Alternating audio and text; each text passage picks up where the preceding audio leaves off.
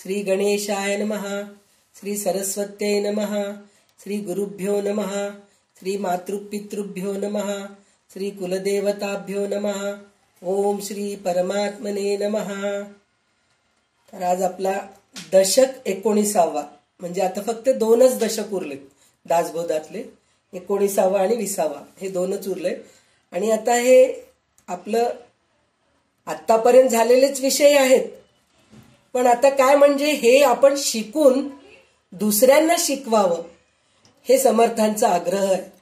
तर त्याच्यासाठी आपल्याला आता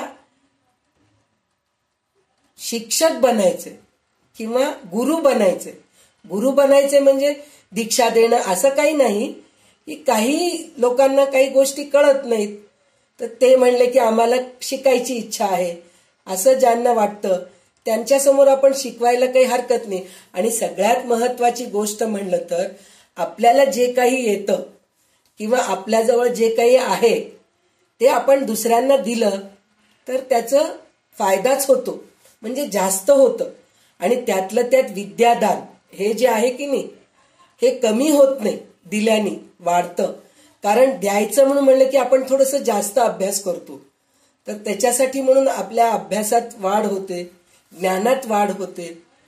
तर आता ह्याच्या अगोदर आपण एक श्लोक ऐकलो होतो, ते श्लोक आता मला म्हणता येत नाही, पण त्याचं हे अर्थ असं आहे, त्या श्लोकाचा अर्थ असा आहे की धन जे आहे, राजाला आपल्याला टॅक्स द्यावं लागतं. चोरी करून घेऊन जातो. आणि आपल्याजवळ प्रॉपर्टी आहे तर भावंडांमध्ये वाटणी होते. पण विद्या अशी आहे की तिचं आपण जितकं देत जातो, आपल्याकडून कोणी चोरू तर शकतच नाही आणि त्याचं टॅक्स कोणाला द्यावं लागत नाही आणि त्याची वाटणी कोणाला करायची गरज नाहीये. पण जर आपण हे जर देत गेलो तर हे आपल्यामध्ये भर होत राहते. म्हणून रामदास स्वामींनी ह्या दशकाचं नावच शिकवण दिलंय. शिकवण म्हणजे काय, आपण शिकायचं आणि दुसऱ्यांना शिकवायचं. म्हणजे शिकवायचं म्हणजे तुम्ही एक शिक्षक बना, एक गुरु बना असं नाहीये. फक्त आपल्या ज्ञानाचं दुसऱ्यांना काहीतरी फायदा व्हायला पाहिजे, हे आपण प्रयत्न करायला पाहिजे. तर ज्ञानाचं म्हणजे फक्त दासबोध वाचूनच मी शिकवते लोकांना किंवा मी गीता शिकवते असं काही नाहीये. तर आपल्यामध्ये जे काही ज्ञान आहे, आपल्याला जे काही येतं, आता आपल्याला चांगलं स्वयंपाक येतंय तर आपण लोकांना स्वयंपाक शिकवूया. आपल्याला चांगलं शिवण येतंय तर आपण लोकांना शिवण शिकवूया. किंवा आपल्याला ड्रॉइंग पेंटिंग करायला येतंय तर आपण लोकांना ड्रॉइंग पेंटिंग करायला शिकवूया. हे अशा गोष्टी आपण करू शकतो. आणि सगळ्यात महत्वाची गोष्ट म्हणजे समोरच्या माणसाला धीर देणं. जर समोरचा माणूस संकटात आहे, खूप त्रासात आहे, तर त्याला धीर देणं. तर त्याच्यासाठी आपल्याला ज्ञान पाहिजे की नाही. आपल्यालाच धीर नाहीये, आपल्यालाच धैर्य नाहीये, तर आपण समोरच्या माणसाला काय धैर्य देणार. त्याच्याऐवजी आपणच रडत बसतो, असं व्हायला नको.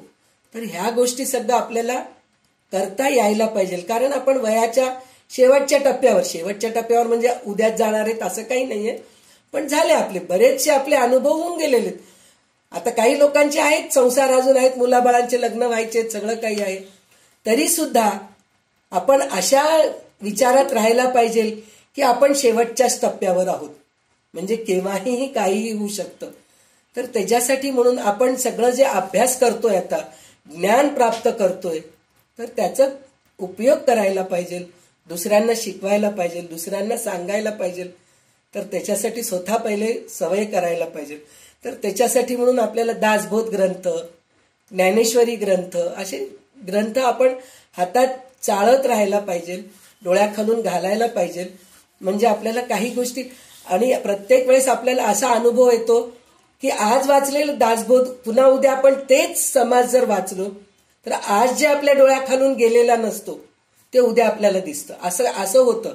तर त्याच्यासाठी म्हणून सारखं जरी आपल्याला विषय तोच येत असला तरी आपल्याला ज्ञानच प्राप्त होतोय, कंटाळवाणं वाटत नाहीये. तर आज आपण रेखाताई भावेकडून दासबोध वाचन ऐकणार आहोत. तर रेखाताई सुरू करा, तुम्ही नमन सुरू करा, मग दासबोधाच्या 19व्या दशकातला पहिला समास घ्या. श्रीराम समर्थ. गणेश शारदा चैव सद्गुरु सज्जनस्तथा आराध्य दैवतं गुह्यं सर्वं मे रघुनन्दनः. गणेश शारदा सद्गुरु संत सज्जन कुळेश्वरू सर्वजी माझा रघुवीरू सद्गुरु रूपे श्रीराम. माझे आराध्य दैवत परम गुह्य गुह्यातीत गुह्यपणाची मात नचले जेथे श्रीराम. यो जातो मरुदंश जक्षितितले संबोधयन् सज्जनान् ग्रंथं यो रचयन् सुपुण्यजनकं श्रीदासबोधाभिधं. यक्कीर्त्या पठनेन सर्वविदुषां स्वान्तापहारी सदा सोऽयं मुक्तिकरक्षितौ विजयते श्रीरामदासो गुरुः. मला वाटते अंतरी त्वावसावे तुझ्या दासबोधासी त्वा बोध व्हावे. अपत्या परी पाववी प्रेमग्रासा महाराजया सद्गुरु रामदासा. ब्रह्मानंदं परमसुखदं केवलं ज्ञानमूर्तिं द्वन्द्वातीतं गगनसदृशं तत्त्वमस्यादिलक्ष्यम्. एकं नित्यं विमलमचलं सर्वधी साक्षिभूतं भावातीतं त्रिगुणरहितं सद्गुरुं तं नमामि. गुरुर्ब्रह्मा गुरुर्विष्णू गुरुर्देवो महेश्वरः गुरुः साक्षात् परब्रह्म तस्मै श्री गुरवे नमः. अनेन प्रियतां देवो भगवान् जानकीपतिः श्रीरामचन्द्रः पूर्वेषाम् अस्माकं कुलदैवतम्. तुका सारिथे पूर्ण वैराग्य जासे वसिष्ठा परी ज्ञान योगेश्वराचे कवी वाल्मिका सारिखा मान्य ऐसा. नमस्कार माझा सद्गुरु रामदासा. जय जय रघुवीर समर्थ श्रोता वक्ता श्रीराम समर्थ. दशक 19. शिकवण नाम. समास पहिला. लेखन क्रिया निरूपण. श्रीराम. ब्राह्मणे बाळबोध अक्षर घडसुनी करावे सुंदर. जय देखताची चतुर समाधान पावती श्रीराम. वाटोळे सरळे मोकळे गोतले मसीचे काळे कुळकुळी तवळी चालल्या ढाळे मुक्तमाळा जैशा श्रीराम. अक्षर मात्र तितुके नीट नेमस्ते पैस काने नीट आडव्या मात्रा त्याही नीट आकुर्ली वेलांड्या श्रीराम. पहिले अक्षर जे काढिले ग्रंथ संपेतो पाहता गेले एका टाकेची लिहिले ऐसे वाटे श्रीराम. अक्षराचे काळेपण टाकांचे ठोसरपण तैसेची वळण वाकण सारिखेची श्रीराम. ओळीस ओळी लागेना आकुर्ली मात्रा भेदिना खालिले ओळीस स्पर्शेना अथवा लंबाक्षर श्रीराम. पान शिशाने रेखाटावे त्यावरी नेमकीचे लिहावे दुरी जवळी न भावे अंतरी ओळीचे श्रीराम. कोठे शोधासी आडेना चुकी पाहता सापडेना गरज केली हे घडेना लेखकापासून श्रीराम. ज्याचे वय आहे नूतन त्याने लिहावे जपून जनासी पडे मोहन ऐसे करावे श्रीराम. बहु बारीक तरुणपणी कामा नये म्हातारपणी मध्यस्थ लिहिण्याची करणी केली पाहिजे श्रीराम. भोवते स्थळ सोडून द्यावे मध्येच चमचमीत लिहावे कागद जडताही झडावे न लगेची अक्षर श्रीराम. ऐसा ग्रंथ जपोनी लिहावा प्राणी मात्रास उपजे हेवा ऐसा पुरुष तो पहावा म्हणती लोक श्रीराम. काया बहुत कष्ट व्हावी उत्कट कीर्ती उरवावी चटक लावणी सोडावी काही एक श्रीराम. घट्ट कागद आणावे जपोनी नेमस्त खळावे लिहिण्याचे सामे असावे नाना परी श्रीराम. सुऱ्या कातऱ्या जागाईत खळी घोटाळे तागाईत नाना सुरंग मिश्रित जाणून घ्यावे श्रीराम. नाना देशीचे बरू आणावे घटी बरी बारीक सरळे घ्यावे नाना रंगाचे आणावे नाना जिनसी श्रीराम. नाना जिनसी टाकतोडणी नाना प्रकारे रेखाटणी चित्र विचित्र करणी सिसे लोळ्या श्रीराम. हिंगुळी संग्रही असावे वाळले आळीते पाहून घ्यावे सोपे भिजवून वाळवावे संग्रह मसीचे श्रीराम. तगटी इति श्रया कराव्या बंदरी फळ्या घोटाव्या नाना चित्री चिताराव्या उंच चित्रिराम. नाना गोप नाना वासने मेण कापडे सिंदूर वर्णे त्या कुलपे जपणे पुस्तका कारणे श्रीराम. सबोधे गुरु शिष्य संवादे लेखन क्रिया निरूपण नाम समास पहिला संपन्न श्रीराम. तर ह्या दशकामध्ये शिकवण म्हणून जे आपल्याला नाव दिलंय दशकाचं, तर त्याच्यामध्ये सगळ्यात पहिले रामदास स्वामी आपल्याला लेखन कसं राहायला पाहिजे हे शिकवत आहेत. म्हणजे आताच्या काळामध्ये आपण इतके म्हणजे हे इतकं डेव्हलप झालेलं आहे की काय म्हणतात त्याला, जे सगळं काही म्हणजे लिहिण्याची पद्धत म्हणा, वाचण्याची, मीडिया, सगळं काही एकदम डेव्हलप झालेलं आहे. तर त्याच्यामध्ये आपल्याला लिहिण्याचं काही गरजच नाही. आजकाल तर लिहिण्याची गरजच नाहीये. टाईप करा तुम्ही, टाईप केला की झालं. मग ते प्रिंट आउट निघतात, सुंदर अक्षरामध्ये येतातच. ते टाईप सारखं म्हणजे ते काय म्हणतात, प्रिंटरच इतकं सुंदर आहे की तिथं आपल्याला काही बघायची गरजच नाही. पण पहिल्या काळात तसं नव्हतं. पहिल्या काळात झेरॉक्स नव्हते. त्या पहिल्या काळामध्ये कार्बन कॉपी थोड्या एक 20-25 वर्षापूर्वी किंवा एक 50 वर्षापूर्वी असेल कार्बन कॉपी काढायचं. म्हणजे कार्बन पेपर मिळायचं, आपण जिथं लिहितो त्याच्या खाली, त्या पेपरच्या खाली ते कार्बन पेपर ठेवायचं आणि त्याच्या खाली अजून एक पेपर कागद ठेवायचं. मग आपण जे लिहिलो ते खालच्या पेपरवर सुद्धा पडायचं, ते कार्बन कॉपी निघायचं. पण आजकाल त्याची सुद्धा गरज नाही. झेरॉक्स, एक कागद ठेवलं, झेरॉक्स काढायचं म्हणजे 50 काय 100 कागद आपल्याला झेरॉक्स करून निघतात. अशा राहायचे. आता असं होतंय. पण पहिले तसं नव्हतं. म्हणजे टेक्नॉलॉजी इतकं डेव्हलप झालेलं आहे. तर पहिल्या काळात तसं नव्हतं. म्हणून त्या काळातल्या लोकांना शिकवण्यासाठी म्हणून रामदास स्वामी हे लेखनक्रिया निरूपण दिलेलं आहे. तर ह्या लेखनक्रिया निरूपण मध्ये त्यांनी एक हे जे केलेलं आहे, 13वी ओवी आहे, पहिलीच ओवी, 13वी ओवी नाही. काया बहुत कष्टावी उत्कट कीर्ती करावी, चटक लावून सोडावी काही एक म्हणून सांगितलेलं. म्हणजे हे ह्याच्यात नाहीये, 13वी ओवी आहे वाटतं. हा, 13वी ओवी आहे.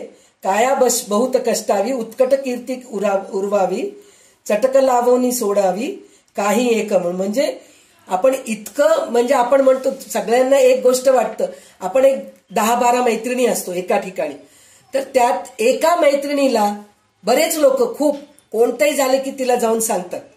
काही आनंदाची बातमी राहू दे, काही दुःखाची बातमी राहू दे, तिला जाऊन सांगतात.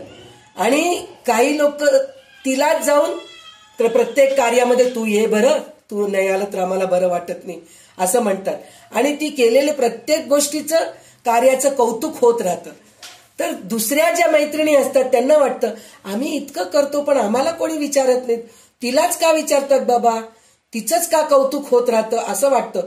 आम्हाला कोणी विचारतच नाही, तिलाच सगळेजण विचारतात असं वाटतं. पण त्याच्यासाठी म्हणून कष्ट करावं लागतं. ते पहिले ती कष्ट केलेली कोणाला दिसत नाही. ती फक्त दुसऱ्यांसाठी कष्ट करत नाही, पहिले ती संसारात कष्ट करते. म्हणजे काय, संसारामध्ये ना ती भेदभाव करत नाही. सासू सासरे वेगळे, आई वडील वेगळे, नणंद दीर वेगळे, भाऊ बहिणी वेगळं, जावा नंदा वेगळे, असं काहीही ती भेदभाव करत नाही. तिच्या वाट्याला जे कर्तव्य कर्म येत राहतं ते कर्तव्य कर्म करत राहते. म्हणून तिथं पहिले ती मन जिंकून घेते. मन जिंकून घेते म्हणजे तिच्या मनामध्ये कल्मशच नाहीये, भेदच नाहीये. तर तसं करून ती मन जिंकून घेते. मग बाहेर गेल्यानंतर जेव्हा घरातच ती इतकं चांगलं राहती, भेदभाव करत नाही, तर बाहेरच्या लोकांमध्ये ती काय भेदभाव करणार आहे. म्हणतात ना पहिले स्वतःचं बघ मग दुसऱ्यांचं बघशील तू, असं आपण म्हणतो की नाही. तसं ती पहिले घरामध्ये इतकी चांगली असल्यानंतर बाहेर, म्हणजे ती इतकं कष्ट केलेली असती की त्याच्यामुळे तिला सगळे लोक विचारतात. म्हणून म्हणतात की बहुत कष्ट करावे. पण त्या कष्टामध्ये हे लेखन क्रिया पण आहे. तर हे लेखन क्रिया पहिले खूप कष्ट करायचे. आता आपणच म्हणतोय ना, आजकाल बऱ्याचशा गोष्टी निघालेत.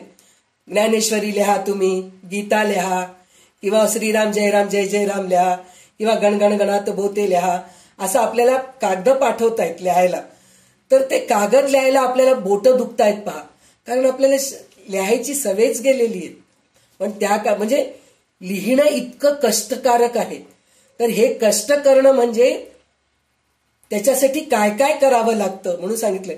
तर त्यांनी काय सांगितलेलं आहे, पहिले पहिलं अक्षर जेव्हा लिहायला सुरू करतो ना, तर शेवटचं ग्रंथ संपेपर्यंत सेम तसंच अक्षर लिहायला पाहिजे.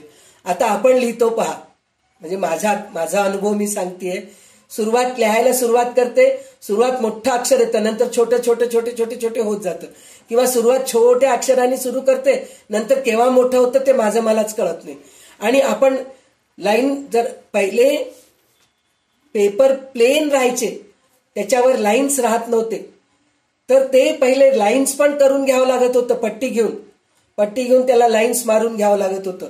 जर लाईन्स न मारता लिहिलो तर आपण असं जातो, पहाडावर चढत गेल्यासारखं तरी जातो, नाहीतर नदीचं पाणी वाहत खाली येतं ना, तसं आपण लिहित खाली येतो. म्हणजे असं सगळं व्हायचं. तर तसं होऊ नये हे त्यांनी सांगितलं. म्हणजे बघा, आपल्याला रामदास स्वामी छोट्या छोट्या गोष्टी सुद्धा समजून सांगतायत की कसं लिहायला पाहिजे. हे कोणीतरी सांगतं का हो आपल्याला, लिहायचं कसं तुम्ही, हे आपल्याला कोणीच सांगत नाही. तितकं आपल्याला हे समजून सांगतायत. तर त्यांनी म्हणले की कुठेही चूक हे होऊ नये, आणि वेलांट्या नीट पाहिजे, सरळ जे उभ्या रेगा काढायचे, काना मात्रा हे सगळं व्यवस्थित पाहिजे. आता आपण ए लिहायचंय, तर ए म्हणून म्हणजे य आणि वरती एक हे पाहिजे, तर ते बरोबर असं आडवंच पाहिजे, असं लिहायचं नाही. म्हणजे ते सगळं लक्ष देऊन ते सांगितलेलं आहे की तुम्ही ह्याच्यामध्ये अक्षर मात्र तितुके नीट, नेमस्त पैस काने नीट, म्हणजे काना मात्रा हे सगळं व्यवस्थित पाहिजे. तर अजून काय सांगितलंय, आडव्या मात्रा त्याही नीट, आकुर्ली वेलांट्या, म्हणजे वेलांटी पण चांगलं यायला पाहिजे, मात्रा पण चांगलं यायला पाहिजे. पहिले अक्षर जे काढिले, ग्रंथ संपतो पाहता गेले, एका टाकेनीची लिहिले ऐसे वाटे. म्हणजे ती टाक जी होती ना, ते पहिले टोकदार राहायचं. तर सुरुवात लिहायला केलं ना की नंतर लिहिता लिहिता त्याचे टोक हे होऊन जायचं, बारीक असलेलं जाड होऊन जायचं, मग त्या अक्षरामध्ये फरक होतो. तर ते असं करायला पाहिजे की इतकं सुंदर लिहायला पाहिजे की पहिले जे टाक घेतलो आपण, त्या टाकांनी जे लिहायला सुरू केलो, शेवटच्या पर्यंत ते टाक झिजू देऊ नये, इतकं सुंदर लिहायचं. म्हणजे पहिल्या काळात पेन सुद्धा नव्हतं. आता कसं आहे, आपल्याला पेन जरी आपण लिहायला घेतलो तर पेन आहे, बॉल पेन आहे, फाउंटन पेन आहे, तर त्याचं हे बरोबर आहे, आपल्याला एकच येतं. म्हणजे जे लिहितो आपण ते एकाच आकारात येतं. पण पहिल्या काळात तसं नव्हतं. ते टाक राहायचे, बोरूची काडी राहायची, त्या काडीला धार करावं लागत होतं. मग ते धार एखाद्या वेळेस मोंड होऊन जायचं, ते लिहिता यायचं नाही. म्हणजे इतकं त्रासदायक राहायचं. ते सगळं तुम्ही व्यवस्थित करा असं म्हणून सांगितलेलं आहे त्यांनी.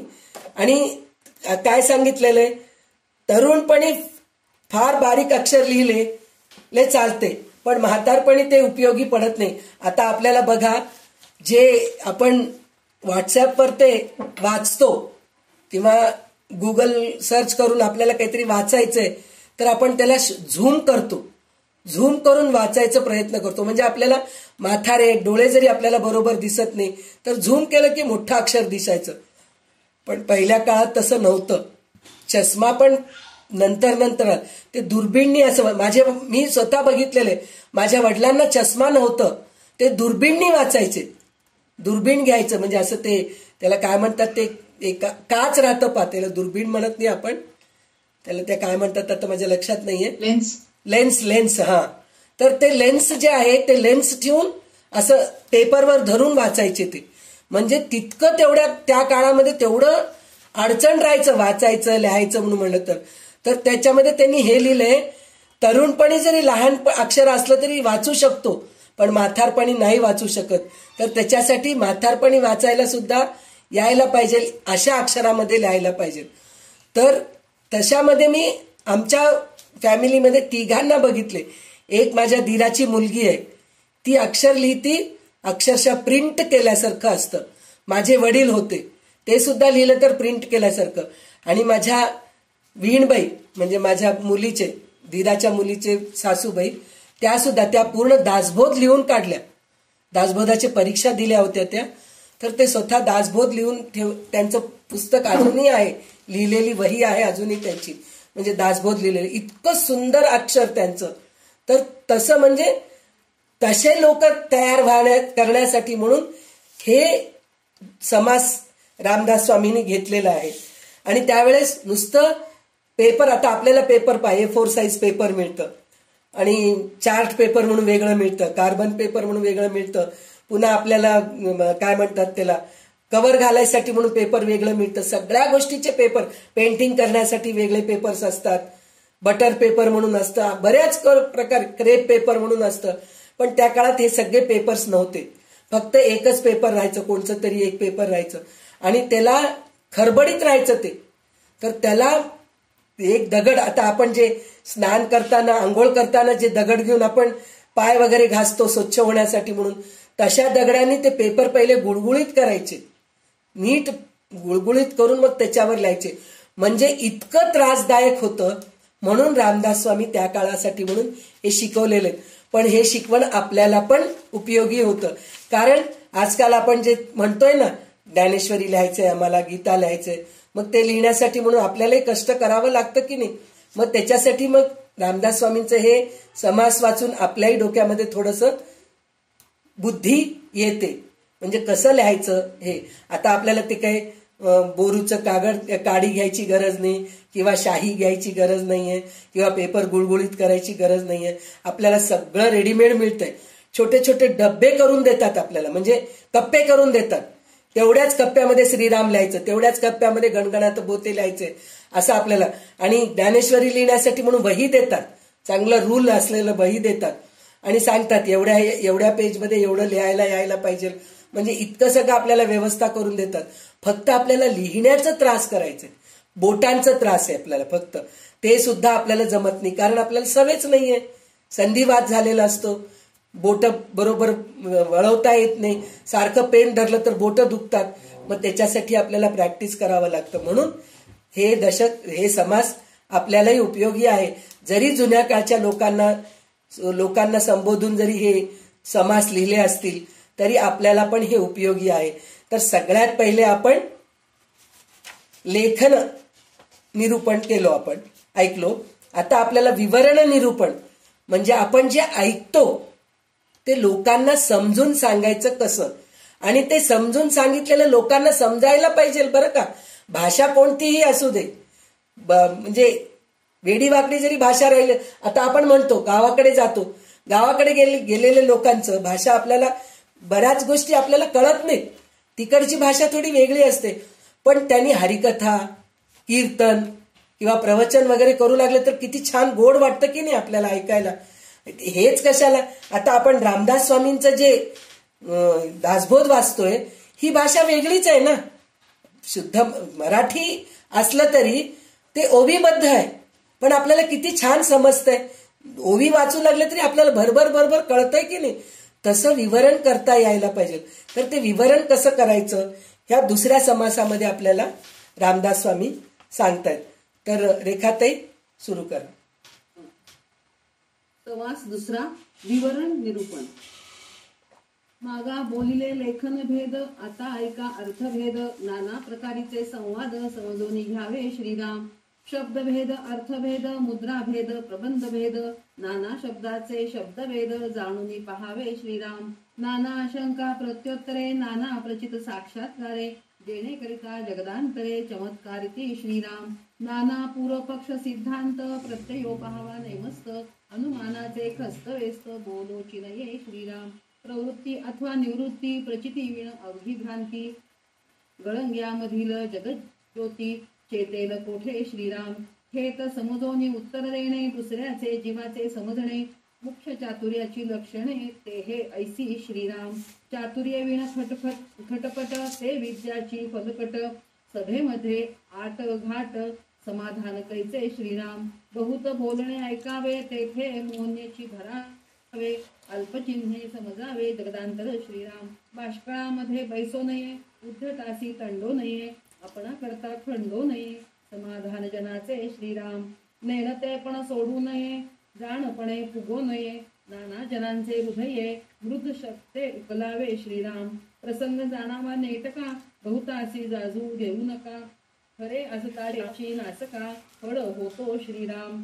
शोध घेता आळसो नये, भ्रष्ट लोकी बैसो नये, बैसलो तरी टाकू नये, मिथ्या दोष श्रीराम.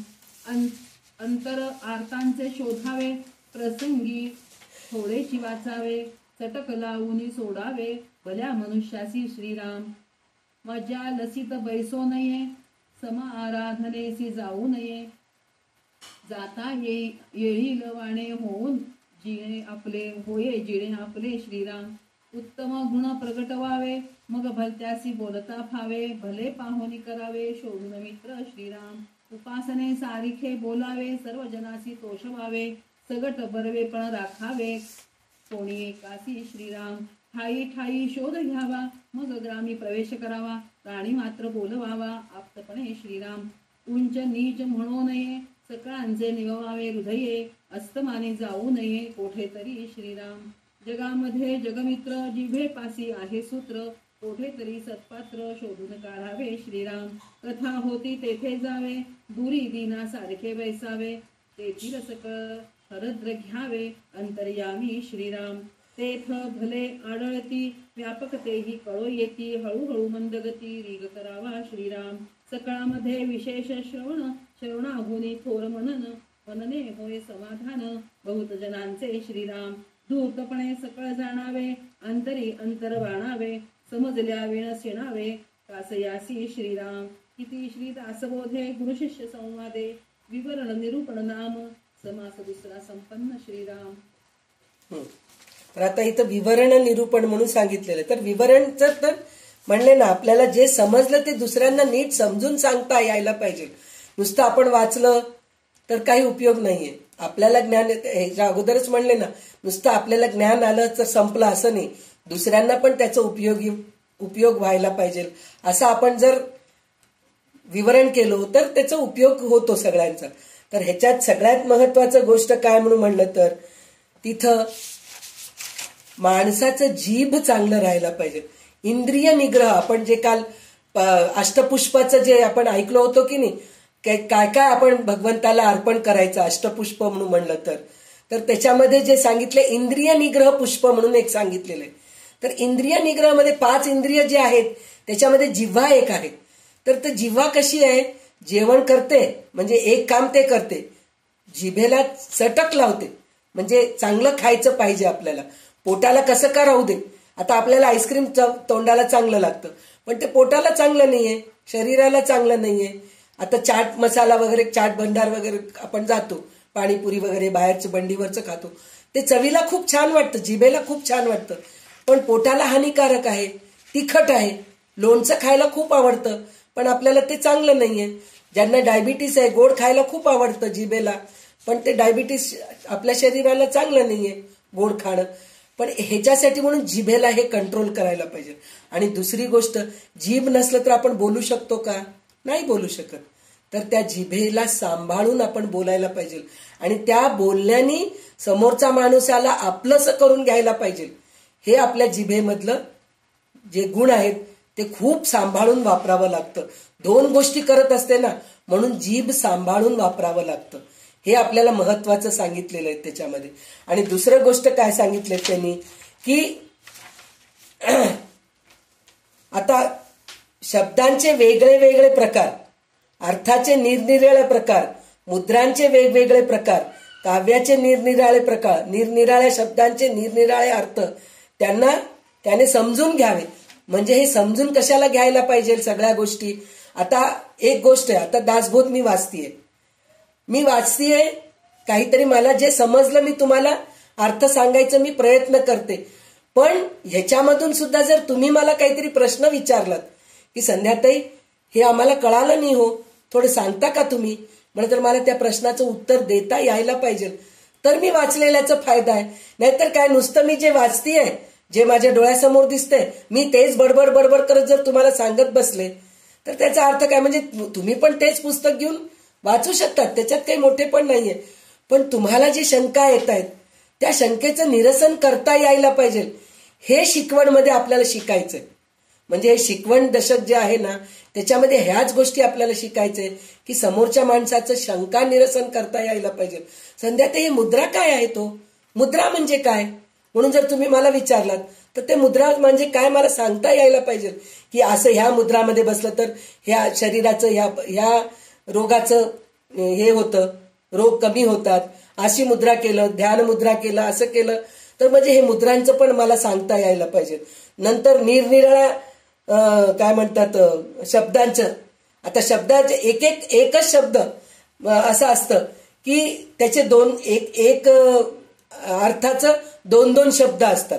सुंदर म्हणतो आपण, परत काय म्हणतो ते छान आहे, छान आहे म्हणणं सुंदर आहे, दोन्ही एकच अर्थ आहे, पण कुठं काय वापरायला पाहिजे हे कळायला पाहिजे. हे अशा गोष्टी असतात. मग नंतर काय म्हणतात त्याला काव्याचे निरनिराळे प्रकार, म्हणजे काव्य कितीतरी प्रकारचे असतात. आता ते काव्यामध्ये आपल्याला म्हणतोत ना छंद कितीतरी, अनुष्टुप छंद आहे, त्रिष्टुप छंद आहे, हे छंदामध्ये किती अक्षरं येतात, ह्या छंदामध्ये म्हणलं तर इतकं सुंदर वाटतं, म्हणजे ते चाली वगैरे आपल्याला व्यवस्थित बसवता येतात. म्हणजे काव्य त्या प्रकारे निरनिराळे असतात, हे सुद्धा माहीत राहायला पाहिजे.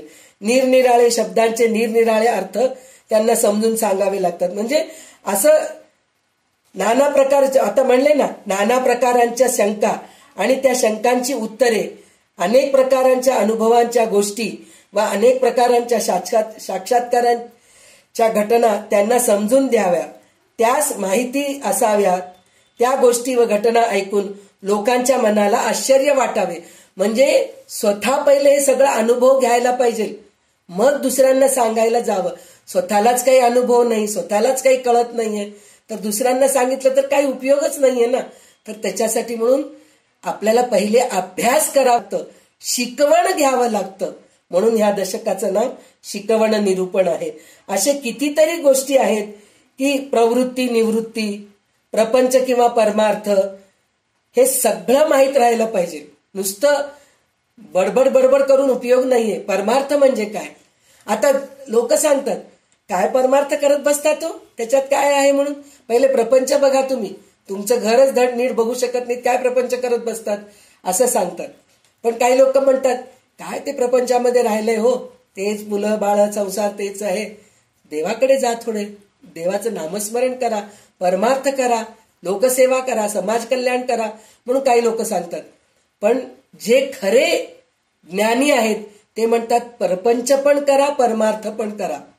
ते म्हणत नाहीत की हे सोडून देऊन ते करा, ते सोडून देऊन हे करा, असं म्हणत नाहीत. म्हणजे ह्याच्यासाठी म्हणूनच दोन्ही गोष्टी माहिती राहायला पाहिजे आणि दोन्हीही नीट करायला पाहिजे. हे आपल्याला या विवरण निरूपण मध्ये सांगतायत. आणि काय म्हणतात, पुष्कळ लोकांचं बोलणं ऐकून घ्यावं. एक लक्षात ठेवावं आपण की आपण जिथं जातो सभेमध्ये, तिथं गेल्यानंतर आता मला माहित आहे, मला दासबोधाचं थोडंसं मी थोडीशी अभ्यास करतेय, गीताची मी थोडीशी अभ्यास करतेय, ललिता सहस्रनाम मी थोडंसं ऐकते, ज्ञानेश्वरी मी वाचलेली आहे, मला भागवत वाचायला आवडतं, हे सगळं मला माहित आहे आणि तुम्हाला पण माहित आहे सगळ्या गोष्टी.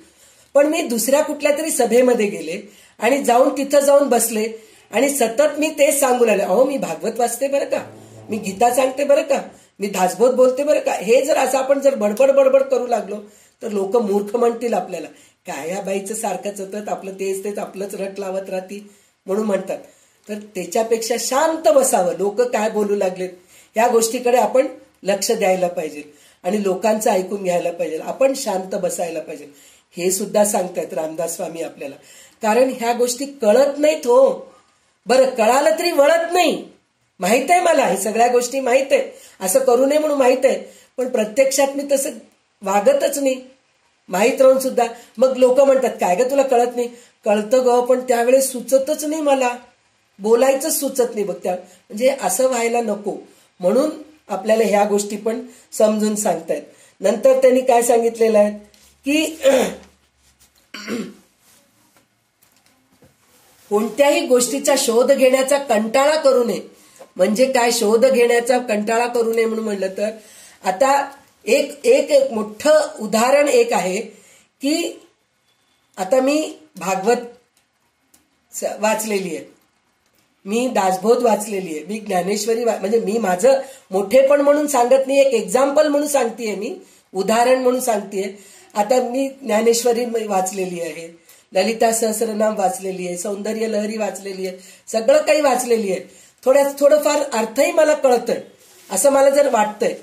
पण दुसरे लोक वाचू लागले, दुसरे लोक त्याचा अर्थ सांगू लागले, त्यांनी काय सांगते तर त्याच्यापेक्षा मला चांगलं माहित आहे, मी पुष्कळ वाचले, मला सगळं काही येतं, असं कधी करू नये. दुसरे कोणी सांगू लागले तर ते पण ऐकायची वृत्ती आपल्यामध्ये राहायला पाहिजे. म्हणजे अजून एक काय होतं त्याच्यानी, आपण जे वाचलेले असतो, आपण जे अनुभवलेले असतो, त्याच्यापेक्षा दुसरे जे सांगतात त्यांच्या अनुभवामधून आपल्याला नवीन काहीतरी ऐकायला मिळतं, नवीन काहीतरी शिकायला मिळतं. आता कालचीच गोष्ट आहे, किती सुंदर आपल्याला वाटलं, सगळ्यांनाच वाटलं ना ललिता सहस्रनामाचा अर्थ ऐकताना. तर चैतन्य कुसुम प्रिया म्हणून जे ललिता सहस्रनामचे एका श्लोकाचं शेवटचं जे नाम आहे, ललिता सहस्रनाम मधलं एक त्या श्लोकामधलं शेवटचं नाव जे आहे चैतन्य कुसुम प्रिया. तर आपल्याला काय वाटतं, चैतन्य कुसुम प्रिया, चैतन्य म्हणजे काय की उत्साही किंवा सतत चालणारं असं जे असतं त्याला आपण चैतन्य चेतना म्हणतो. ते कुसुमप्रिया म्हणजे चैतन्य कुसुमप्रिया म्हणजे चांगलं ताजं फूल तिला आवडतं, ललिताला आवडतं, असं आपण त्याचं शब्दशः अर्थ आहे. पण त्या चैतन्य कुसुमप्रियामध्ये संध्याताई आपल्याला अष्टपुष्पांचं आपल्याला वर्णन करून सांगितलेले. किती सुंदर वाटलं त्या गोष्टीचं. म्हणजे ह्या गोष्टी आपल्याला कळाले की नाही, म्हणजे आपण दुसऱ्यांकडून काही ऐकलो तर आपल्याला नवीन काहीतरी शिकायला मिळतं की नाही. म्हणून आपण सतत ऐकायची वृत्ती ठेवायला पाहिजे आपल्यामध्ये. मला सगळं येतं हे घमेंडपणामध्ये जाऊ नये, अहंकार नकोय, हे कधीही राहू नये. लोक विचारले तर आपण सांगायला पाहिजे, नाही तर आपल्याला माहित आहे लोकांना काय सांगायची गरज आहे. आणि जर समजा कोणी म्हणले आपल्याला, नाही हो ह्याचा अर्थ मला कळत नाही, थोडं सांगता का तुम्ही, जर असं म्हणलं तर नक्की सांगूया आपण.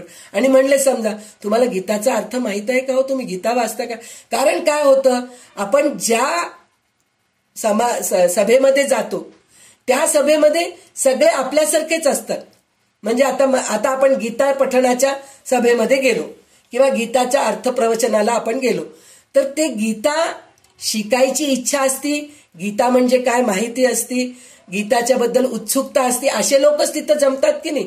पत्ते खेळणारे लोक येतात का गीताच्या प्रवचन ऐकायला, नाहीयेत.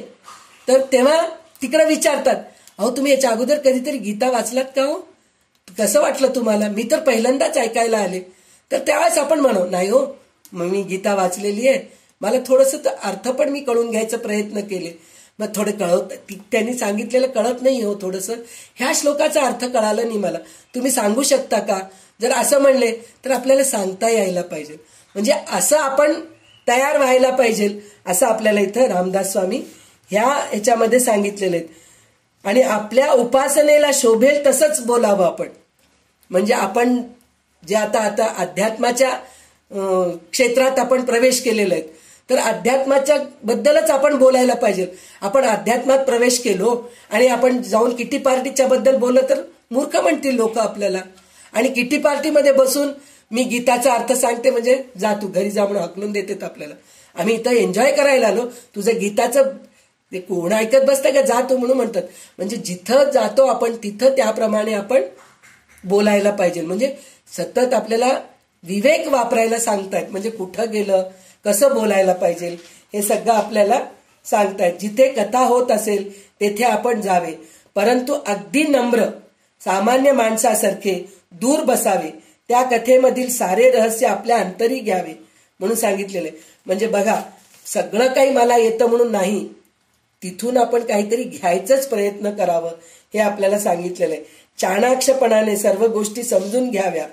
आपल्या अंतःकरणात दुसऱ्यांच्या अंतःकरणाची बरोबर कल्पना असावी. कोणतीही गोष्ट समजल्याखेरीज उगीच श्रम करण्यात काही अर्थ नाहीये. म्हणजे तुम्हालाच जर बरोबर कळालं नाही तर तुम्ही दुसऱ्यांना सांगायच्या भानगडीत जाऊ नये म्हणून सांगितलेत. लोकांशी वागताना त्यांच्या अंतःकरणात प्रवेश करून त्यांना ओळखणे महत्वाचे आहे. हे न साधता इतर गोष्टी उगीच शिकवू नये म्हणून सांगितलेले. म्हणजे लोकांच्या अंतःकरणात, आत्ताच ते म्हणले ना, आपण जिथं जातो त्याप्रमाणे आपण तिथं बोलायला पाहिजे. म्हाताऱ्या लोकांकडे जाऊन आपण काहीतरी लहान पोरांसारखं तुला नाचता येतं का, तुला उडी मारता येतं का, तुला हे आसन करता येतं का, तुला ते आसन करता येतं का म्हणलं तर ते म्हातारे लोक म्हणतात काय वेड लागले काय, हाडं मोडून घ्यायचेत काय आम्हाला, हे सगळं भानगडीत तू आम्हाला येऊन बोलू नकोस. म्हणून त्यांना ते आसन शिकवत बसतो आपण. ज्यांचे वात आणि पाय आखडलेले असतात त्यांना जाऊन आसन शिकवण्यात काय अर्थ आहे काय, तसं नाहीये. त्यांच्याकडे जाऊन चांगल्या गोष्टी सांगायचे, असं करायचं. आणि लहान पोरांना जाऊन मी गीताचा अर्थ सांगते तुला म्हणत ऐकतात का, त्यांना छान कृष्णाच्या गोष्टी, रामाच्या गोष्टी असं आपण सांगायला पाहिजे. तरुण पोरांना जाऊन सुद्धा आपण अध्यात्माचं जर बडबड करू लागलो तर नाही, उपयोगाचं नाही. तर आजकालच्या टेक्नॉलॉजी बद्दल बोलू लागलो की अरे नाही हो, ते कम्प्युटरमध्ये हे खूप छान आहे बरं का, हे मोबाईल वापरलं तर खूप चांगले, ह्या मोबाईलमध्ये हे टेक्नॉलॉजी खूप छान आहे, असं जर त्यांच्याशी बोलू लागलं, अरे हे संध्याताई 60 वर्षाचे जरी असलं तरी आपल्यामध्ये किती छान मिळून जातात ना, काय चांगलं बोलू लागलेत पा. म्हणजे असं आपण म्हणजे मोबाईलच्या बद्दलच बोला असं मी म्हणत नाहीये, म्हणजे त्यांना ज्या गोष्टी आवडतात त्या गोष्टीबद्दल जर आपण बोलू लागलो तर तसं चांगलं असतं. म्हणजे त्याच्यासाठी म्हणून हे सगळं आपल्याला शिकावं लागतं पहिले सगळ्या गोष्टी, मग जाऊन आपण 4 लोकांमध्ये जाऊन बोलू शकतो. तर पहिले शिकून घ्या. मी प्रत्येक समासामध्ये हेच सांगणार आहे, शिकवण दशक आहे आपलं हे. तर शिकवण दशक म्हणजे आपल्याला प्रत्येक ठिकाणी पहिले आपण शिकायचं, मग आपण दुसऱ्यांना शिकवायचं, हे आपण प्रयत्न करायला पाहिजे. तर आता हे विवरण झालं. आता करंट लक्षण पुन्हा सांगितलेलं आहे. करंट लक्षण म्हणजे मूर्खपणाची लक्षणं. माणूस कसा करंटा असतो, अभागी, सगळं काही त्याच्याजवळ असतं पण ते भोगायचं त्याच्या नशिबात नसतं, त्याला करंट म्हणतात. तर ते करंट काय आहे हे आपण ह्याच्यामध्ये बघूया. 3ऱ्या समासामध्ये करंट लक्षण निरूपण आहे. समास 3रा करंट लक्षण निरूपण. सूचित करून अंतःकरण ऐका करंट लक्षण, हे त्यागता सदैव लक्षण. अंगी बाणे श्रीराम, पापाकरिता दरिद्र प्राप्त, दरिद्रे होय पाप संचित. ऐसेची होत जात क्षणक्षणा श्रीराम, या कारणे करंट लक्षणे ऐकोनी त्यागची करणे. म्हणजे काही एक बाणे सदैव लक्षण श्रीराम. करंट्यास आळस आवडे, यत्न कदापि नावडे, त्याची वासना वावडे. अधर्मी सदा श्रीराम, सदा भ्रमिष्ट निदसुरा, उगेची बोले सैरा वैरा. कोणी एकाच्या अंतरा, मानेची ना श्रीराम. लेहो नेणो वाचू नेणो, सवदासुत घेऊ नेणे. हिशोब कितेब राखो नेणे, धारणा नाही श्रीराम. हारवी सांडी पाडी फोडी, विसरे चुके नाना खोडी.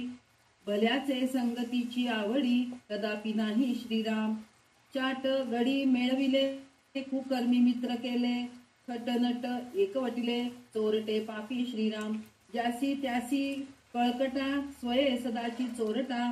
परघातकी धाटा मोठा, वाटा पाडी श्रीराम. दीर्घ सूचना सुचेची ना, न्याय नीती हे रुचेना. पर अभिलाषी वासना, निरंतर श्रीराम. आळसे शरीर पोळिले, परंतु पोटे विण गेले. सुडके मिळेनासे झाले, पांघराया श्रीराम. आळसे शरीर पाळी, अखंड कुसी कांडोळी. निद्रेचे पाडी सुकाळी, आपणासी श्रीराम. जनासी मित्री करीना, कठीण शब्द बोले नाना. मूर्खपणे अवरेना, कोणी एकासी श्रीराम. पवित्र लोकामध्ये भिडावे, ओंगळामध्ये निशंक धावे. सदा मनापासून भावे, जननिंद क्रिया श्रीराम. तेथे कैसा परोपकार, केला बहुतांचा संहार.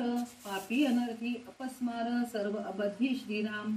शब्द सांभाळून बोलेना, आवरिता आवरेना. कोणी एकासी मानेना, बोलणे ज्याचे श्रीराम. कोणी एकास विश्वास नाही, कोणी एकासी सख्य नाही. विद्या वैभव काहीच नाही, उगाची ताठा श्रीराम. राखावी बहुतांची अंतरे, भाग्य येते तदनंतरे. ऐसी हे विवेकाची उत्तरे, ऐकणार नाही श्रीराम. स्वय आपणास कळेना, शिकविले ते ऐकेना. तयासी उपाय नाना, काय करती श्रीराम. कल्पना करी उदंड काही, कर्तव्य तो काहीच नाही. अखंड पडिला संदेही, अनुमानाचे श्रीराम. पुण्यमार्ग सांडिला मने, पाप झडावे काशाने, निश्चय नाही अनुमाने, नास केला श्रीराम. काही एक पुरते कळेना, सभेमध्ये बोलो राहेना, बाष्कळ लबाड ऐसे जना, कळो आले श्रीराम. काही नेमकपण आपुले, बहुत जनासी कळो आले, त्याची मनुष्य मान्य झाले, ओ मंडळी श्रीराम. जिजल्या वाचून कीर्ती कैची, मान्यता नव्हे की फुकाची, जिकडे तिकडे होते चीची, अवलक्षणे श्रीराम. भल्याची संगती धरीना, आपण आसी शहाणे करीना, तो आपला आपण वैरी जाणा, वहित नेणे श्रीराम. लोकासी बरे करावे, ते उसिणे सेवेची घ्यावे, ऐसे जयाच्या जीवे, जाणी जेना श्रीराम. जेथे नाही उत्तम गुण, ते करंटपणाचे लक्षण, बहुतासी न मने ते अवलक्षण, सहजची झाले श्रीराम. कार्याकारण सकळ काही, कार्य विण तो काहीच नाही, निकामी तो दुःख प्रवाही, वाहताची गेला श्रीराम. बहुतासी मान्य थोडा, त्याच्या पापासी नाही जोडा, निराश्रयी पडे उघडा, जेथे तेथे श्रीराम. या कारणे अवगुण त्यागावे, उत्तम गुण समजून घ्यावे, तेणे मनासारिखे फावे, सकळ काही श्रीराम. इति श्री दासबोधे गुरु शिष्य संवादे, करंट लक्षण निरूपण नाम, समास तिसरा संपन्न श्रीराम. तर आता हे तिसरा आणि चौथा जो समास आहे की नाही, तिसरा समास जो आहे करंट लक्षण आहे आणि चौथा जो आहे सदैव लक्षण आहे. म्हणजे ह्याच्यामध्ये काय, करंट लक्षण म्हणजे भाग्यहीन माणूस म्हणजे त्याला काहीच येत नाही, आणि सदैव लक्षण म्हणजे भाग्यवान पुरुष म्हणजे तो भाग्यवान असतो, त्याला सगळं काही कसं वागावं कसं बोलावं हे सगळं कळतं. तर ह्या दोन्हीमध्ये इथं सगळं करंट लक्षणं दिलेलं आहेत आणि चौथ्या ह्याच्यामध्ये भाग्यवान लोकांचं लक्षणं दिलेलं.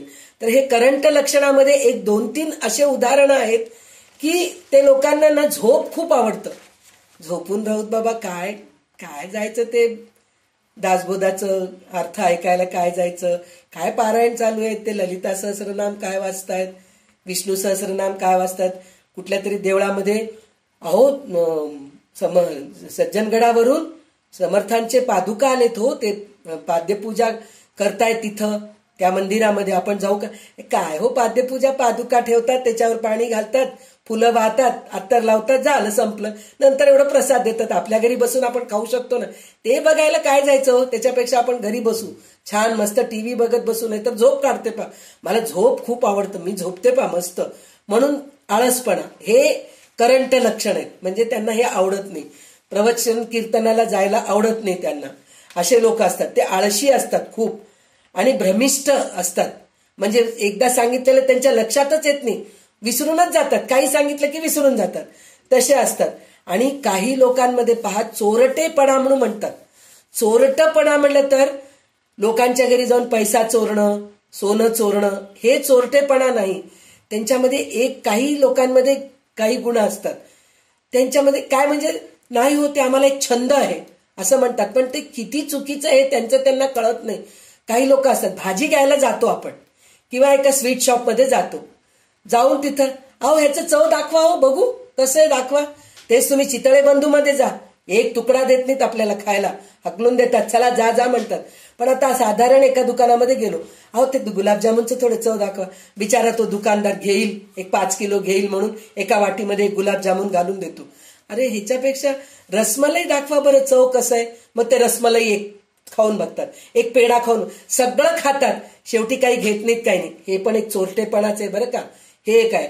आणि दुसरी गोष्ट आहे, भाजी घ्यायला जातो आपण, भाजी घ्यायला गेल्यानंतर इथं ते टमाटे इथं वेचत असतात, वेचून तो बिचारा तराजूमध्ये तोलत असतो, तेवढ्यामध्ये 2 मिरची बॅगमध्ये घालून घ्यायचं, एखादं लिंबू बॅगमध्ये घालून घ्यायची, ही वृत्ती खूप असते. किंवा दे ना 1-2 मिरच्या, काय उलगले, अरे ती पण जे विकणारे आहेत ते लोक सुद्धा पैसे घेऊन विकत आणले असतील ना, त्यांना पण काहीतरी प्रॉफिट पाहिजे असतं, हे नाही विचार करत. फायद्याचं त्यांना किती फायदा आहे, काय मस्त. तिथं ह्याच्यामध्ये मोंढ्यामध्ये गेलो, मोठ्या मार्केटमध्ये गेलो, 20 रुपये किलो आहे हो टोमॅटो, हा बसल्या ठिकाणी 40 रुपये विकतोय, 20 रुपयाचा फायदा करून घेतो, डबल करू.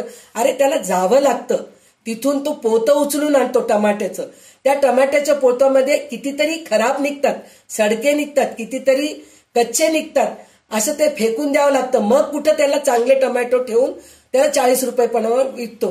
तर हे त्याचा विचार करत, जाण्या येण्याचं त्याला खर्च होतं, वेळ जातं त्याचं, हे सगळं ते विचार करत नाही. बसल्या ठिकाणी तेच मॉलमध्ये विचार करतात का? मॉलमध्ये तुम्ही 20 रुपये किलोचे टमाटे 100 रुपयाला विकलं तरी त्यांनी बिल दिलं की झन्न म्हणून मोबाईल दाखवतात, स्कॅनर करतात आणि जीपे करून टाकतात पैसे. हे असं करतात. तर हे असं न करता राहणं हे सगळं करंटपणाचे लक्षण आहेत. म्हणजे मूर्ख असे लोक असतात. म्हणजे हे करणं किती चुकीचं आहे हे त्यांना कळत नाही. आणि काही लोकांचं अजून एक वृत्ती असते, म्हणजे मी हे अनुभवलेली आहे, हे मी प्रत्यक्षात अशा लोकांना बघितलेली आहे म्हणून मी हे उदाहरण देऊ शकते. नाहीतर मला पण हे कळालं नसतं. म्हणजे असे लोक असतात. आता आपल्या घरी काही कामगार येतात, कार्पेंटर म्हणून येतात, पेंटर म्हणून येतात, काही हे असतात, काय म्हणतात, आता मोरी साफ करणारे असतात. एक गोष्ट मी म्हणते, मोरी साफ करणं म्हणजे आपलं जे घाण आहे ते साफ करण्याला त्यांनी 500 रुपये विचारले समजा, तर आपण तिथं घासघीस करत बसलो तर आपण करू शकतो का? कार्पेंटरचं काम आहे. हा, मान्य आहे ते लोक जास्त विचारतायत, तर थोडं आपण त्याच्यात आपलंही बघायला पाहिजे. आपल्या पदरामध्ये किती पैसे आहेत हे बघायला पाहिजे, त्याप्रमाणे आपण करायला पाहिजे. पण ते लोक 100 म्हणले तर मी 20 रुपयाला कर म्हणून म्हणलं तर हे मूर्खपणाचंच लक्षण नाही. म्हणजे ते लोक इतकं कष्ट, आपण ते काम करू शकत नाही, त्याच्यात काय कष्ट आहे हे आपल्याला माहित नाही. बाकीचे कार्पेंटरचं काम आपल्याला येत नाही, पेंटरचं काम आपल्याला येत नाही, मोरीचं काम तर आपण करूच शकत नाही. कारण काय? आपलं स्वतःचं घाण आपल्याला स्वच्छ करायला कंटाळा येतं, तर सगळ्यांचं घाण स्वच्छ करत बसतो का आपण? नाही करत बसत. म्हणजे तिथं घासघीस करणं. आणि अजून एक उदाहरण देते करंटपणाचं. म्हणजे संध्याताई काय काय बघितला तो तुम्ही म्हणून वाटत असेल तुम्हाला, पण नाही, हे खरा अनुभव आहे. ऑटोमध्ये बसतो आपण, ऑटोमध्ये बसल्यानंतर गप्प बसतो का आपण? नाही. काय रे बाबा किती चक्रा मारतोस तू दिवसातून म्हणून विचारतो त्याला. विचारलं की त्यानं नाही साहेब मी रात्रपर्यंत करतो. मग चांगलं कमाई आहे तुझी, मग काय करतो रे एवढे पैसे घेऊन? अरे बाबा तू मेहनत करून जे पैसे कमवून तुझ्या घरच्यासाठी करतोयस, तो पण तोच करतोय ना बिचारा, दिवसपासून रात्रपर्यंत राबतोय. त्याला पण तुम्हाला वाटतंय आज आम्ही काय IT इंडस्ट्रीमध्ये आहेत, आम्हाला पगार खूप आहे, मग आम्ही मोठे मोठे घरं घेऊ शकतो, मोठे मोठे EMI भरू शकतो. तर आमचं कष्ट आहे, त्यांचे कष्ट. तुम्हाला काय रे एवढे पैसे लागतात, तुम्ही काय झोपडीमध्ये राहणार आहे? अरे ते झोपडी बांधायला पण त्यांना पैसे लागले असतील ना बिचाऱ्यांना, त्याचे विचार करत नाहीत. तुम्ही काय रे हॉटेलमध्ये जातात का, एवढे पैसे काय करतात कमवून? म्हणजे ऑटोमध्ये बसून पूर्ण प्रवास होईपर्यंत बडबड चालूच असते त्यांची. हे काय करतोस तू, तुझी मुलगी काय करते, तुझी बायको काय करते, त्याला काय करायचं त्याचं भानगड घेऊन सगळं. बरं एवढं सगळं केल्यानंतर त्यानं काहीतरी त्याचा कष्ट सांगितला, तुम्ही काही त्याला मदत करणार आहेत का? नाही करत. म्हणजे हे सगळं करंटपणाचे लक्षण आहेत.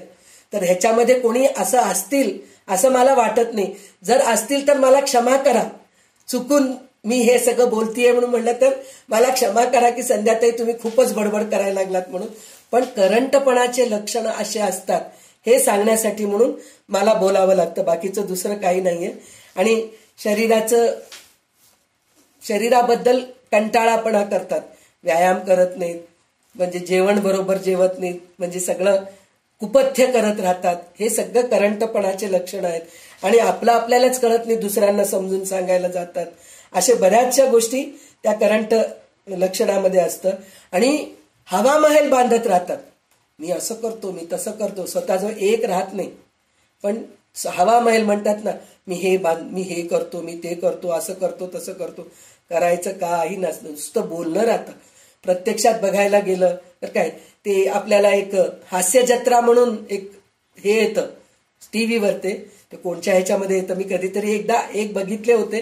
त्याच्यामध्ये एक माणूस येतो, माणूस येऊन दुसऱ्या नवरा बायकोमध्ये भांडण चालू असतं, तर त्याच्यामध्ये तो माणूस येऊन हे करतो, काय वहिनी हा काही करत नाही का, मी पहा माझ्या बायकोसाठी मी किती करतो, हे करतो, ते करतो, मी माझ्या बायकोला माहेरी पाठवतो, तिच्या आईवडिलांना मदत करतो, अमकं करतो, ढमकं करतो. आता या बाईला पोटात आग होत राहते, माझा नवरा काहीच करत नाही. मी सकाळी उठलं की माझ्या बायकोला मी चहा करून देतो, मी ऑफिसून आल्यानंतर म्हणतो मी तुझ्यासाठी फुलं आणलो म्हणतो, हे सगळं असं करतो म्हणून तो बडबड करत राहतो. पण प्रत्यक्षात त्याची बायको येते शेवटच्या ह्याच्यामध्ये, त्याची बायको काय बोललात आतापर्यंत, तुम्ही काय करता तो माझ्यासाठी, म्हणून तिने सगळं काढलं. तर तेव्हा तिला कळतं की हा नुसतं बडबड केलंय. म्हणजे हे हवा महल आहे, स्वतः काही करत नाहीत पण बडबड मात्र करत राहतात. ते हास्य म्हणून झालेलं आहे. पण प्रत्यक्षात असे लोक असतात, दुसऱ्यांमध्ये भांडण लावतात, स्वतः काही करत नाहीत पण मी हे सगळं करतोय तू काहीच करत नाहीस का, असं भांडण लावणारे असतात. हे सगळे करंटपणाची लक्षण आहेत. तर आता रामदास स्वामींनी सांगितलेलं पूर्ण मी जसंच तसं नाही सांगितले. माझ्या अनुभवामध्ये जे आले ते मी करंटपणाच्या लक्षणाचं मी थोडंसं विवरण केले. तर आता सदैव लक्षण आपण बघूया काय आहे ते बघूया आपण आता. समास चौथा, सदैव लक्षण निरूपण. मागा बोलिले करंट लक्षण ते विवेके सांडावे संपूर्ण. आता ऐका सदैव लक्षण परमसौख्यदायक श्रीराम. उपजत गुण शरीरी परोपकारी नाना परी. आवडे सर्वांचे अंतरी सर्व काळ श्रीराम. सुंदर अक्षर लेहो जाणे चपळ शुद्ध वाचू जाणे.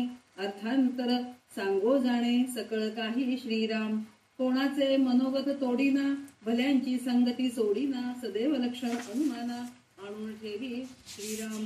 तो सकळ जनाची भावा जेथे तेथे नित्य नवा. मूर्खपणे अनुमान गोवा काहीच नाही श्रीराम. नाना उत्तम गुण सत्पात्र त्याची मनुष्य जगमित्र. प्रकट कीर्ती स्वतंत्र पराधीन नाही श्रीराम. राखे सकळांचे अंतर उदंड करी पाठांतर. नेमस्तपणाचा विसर पडणार नाही श्रीराम. नम्रपणे पुसो जाणे नेमस्त अर्थ सांगो जाणे. बोलायचे वर्ते जाणे उत्तम क्रिया श्रीराम. जो मानला बहुतासी कोणी बोलो न शके त्यासी. दगदगीत पुण्यराशी महापुरुष श्रीराम. तो परोपकार करताची गेला पाहिजे तो ज्याला त्याला. मग काय उणे तयाला भूमंडळी श्रीराम. बहुत जन वास पाहे वेळेसी तात्काळ उभा राहे. उणे कोणाचे न साहे तया पुरुषासी श्रीराम. 14 विद्या 64 कळा जाणे संगीत गायन कळा. आत्मविद्येचा जिव्हाळा उदंड तेथे श्रीराम. सकळासी नम्र बोलणे मनोगत राखोनी चालणे. अखंड कोणी एकाचे उणे कळोची नेरी श्रीराम. न्याय नीती भजन मर्यादा काळ सार्थक करी सदा. दरिद्रपणाची आपदा तेथे जैसी श्रीराम. उत्तम गुणे शृंगारला तो बहुत मध्ये शोभला. प्रकट प्रतापे उगवला मार्तंड जैसा श्रीराम. जाणता पुरुष असेल जेथे कळो कैचा उठेल तेथे. उत्तम गुण विषयी रीते ते प्राणी करंटे श्रीराम. प्रपंची जाणे राजकारण परमार्थी साकल्य विवरण. सर्वांमध्ये उत्तम गुण त्याचा भोगता श्रीराम. मागे एक पुढे एक ऐसा कदापि नाही दंडक. सर्वत्रासी अलौकिक तया पुरुषाची श्रीराम. अंतरासी लागेल ढका ऐसी वर्तणूक करू नका. जेथे तेथे विवेका प्रकट करी श्रीराम. कर्मविधी उपासना विधी ज्ञानविधी वैराग्य विधी. विशाळ ज्ञातृत्वाची बुद्धी तळेल कैसी श्रीराम. पाहता अवघे उत्तम गुण तयासी वाईट म्हणेल कोण. तैसा आत्मा संपूर्ण सर्वा घटी श्रीराम. आपल्या कार्यास तत्पर लोक असतील लहान थोर. तैसाची करी परोपकार मनापासून श्रीराम. दुसऱ्याचे दुःखे दुखवे दुसऱ्याचे सुखे सुखावे. अवघेची सुखी असावे ऐसी वासना श्रीराम. उदंड मुले नाना परी वडिलांचे मन अवघ्यावरी. तैसी अवघ्यांची चिंता करी महापुरुष श्रीराम. जयास कोणाचे सोसेना तयाची निष्कांचन वासना. धिकारिल्या धिकारेना तोची महापुरुष श्रीराम. मिथ्या शरीर निंदले तरी याचे काय गेले. ज्ञातासी आणि जिंतिले देहबुद्धीने श्रीराम. हे अवघे अवलक्षण ज्ञाता देही विलक्षण. काहीतरी उत्तम गुण जनी दाखवावे श्रीराम. उत्तम गुणास मनुष्य वेधे वाईट गुणासी प्राणी खेदे. तीक्ष्ण बुद्धी लोक साधे काय जाणती श्रीराम. लोकी अत्यंत क्षमा करीती आली या लोकांचे प्रचिती. मग ते लोक पाठी राखिती नाना प्रकारी श्रीराम. बहुतासी वाटे मी थोर सर्व मान्य पाहिजे विचार. धीर उदार गंभीर महापुरुष श्रीराम. जितके काही उत्तम गुण ते समर्थांचे लक्षण. अवगुण ते करंट लक्षण सहजची झाले श्रीराम. इति श्री दासबोधे गुरु शिष्य संवादे सदैव लक्षण निरूपण नाम समास चौथा संपन्न श्रीराम. तर आता ह्याच्यामध्ये सदैव लक्षणं म्हणजे जे हुशार आहेत, भाग्यवान आहेत, त्यांचे लक्षणं दिलेले आहेत. तर बऱ्याचशा उदाहरणं म्हणजे लक्षणं दिलेले आहेत. त्याच्यामध्ये काही मुख्य जे लक्षण आहेत ते आपण लक्ष देऊन पाहायला पाहिजे, कारण आपल्यामध्ये पण ते लक्षण यायला पाहिजे, म्हणून आपण त्या गोष्टीकडे लक्ष देऊन बघायला पाहिजे. तर अत्यंत मृदू भाषा म्हणजे लोकांशी बोलताना असं वाटायला पाहिजे. आता मी म्हणले ना, रेखाताई जेव्हा दासबोध वाचतात, बोलतात, तर किती गोड वाटतं. त्यांनी बोलू लागलं तर आपल्याला ऐकावंसं वाटतं, त्यांनी वाचू लागलं तर आपल्याला ऐकावंसं वाटतं. अशी भाषा राहायला पाहिजे, म्हणजे मृदू भाषा राहायला पाहिजे. नंतर काय, सगळ्यांचे अंतःकरण राखणे, कोणाच्याही अंतःकरणास धक्का न लागायसारखं बोलायला पाहिजे.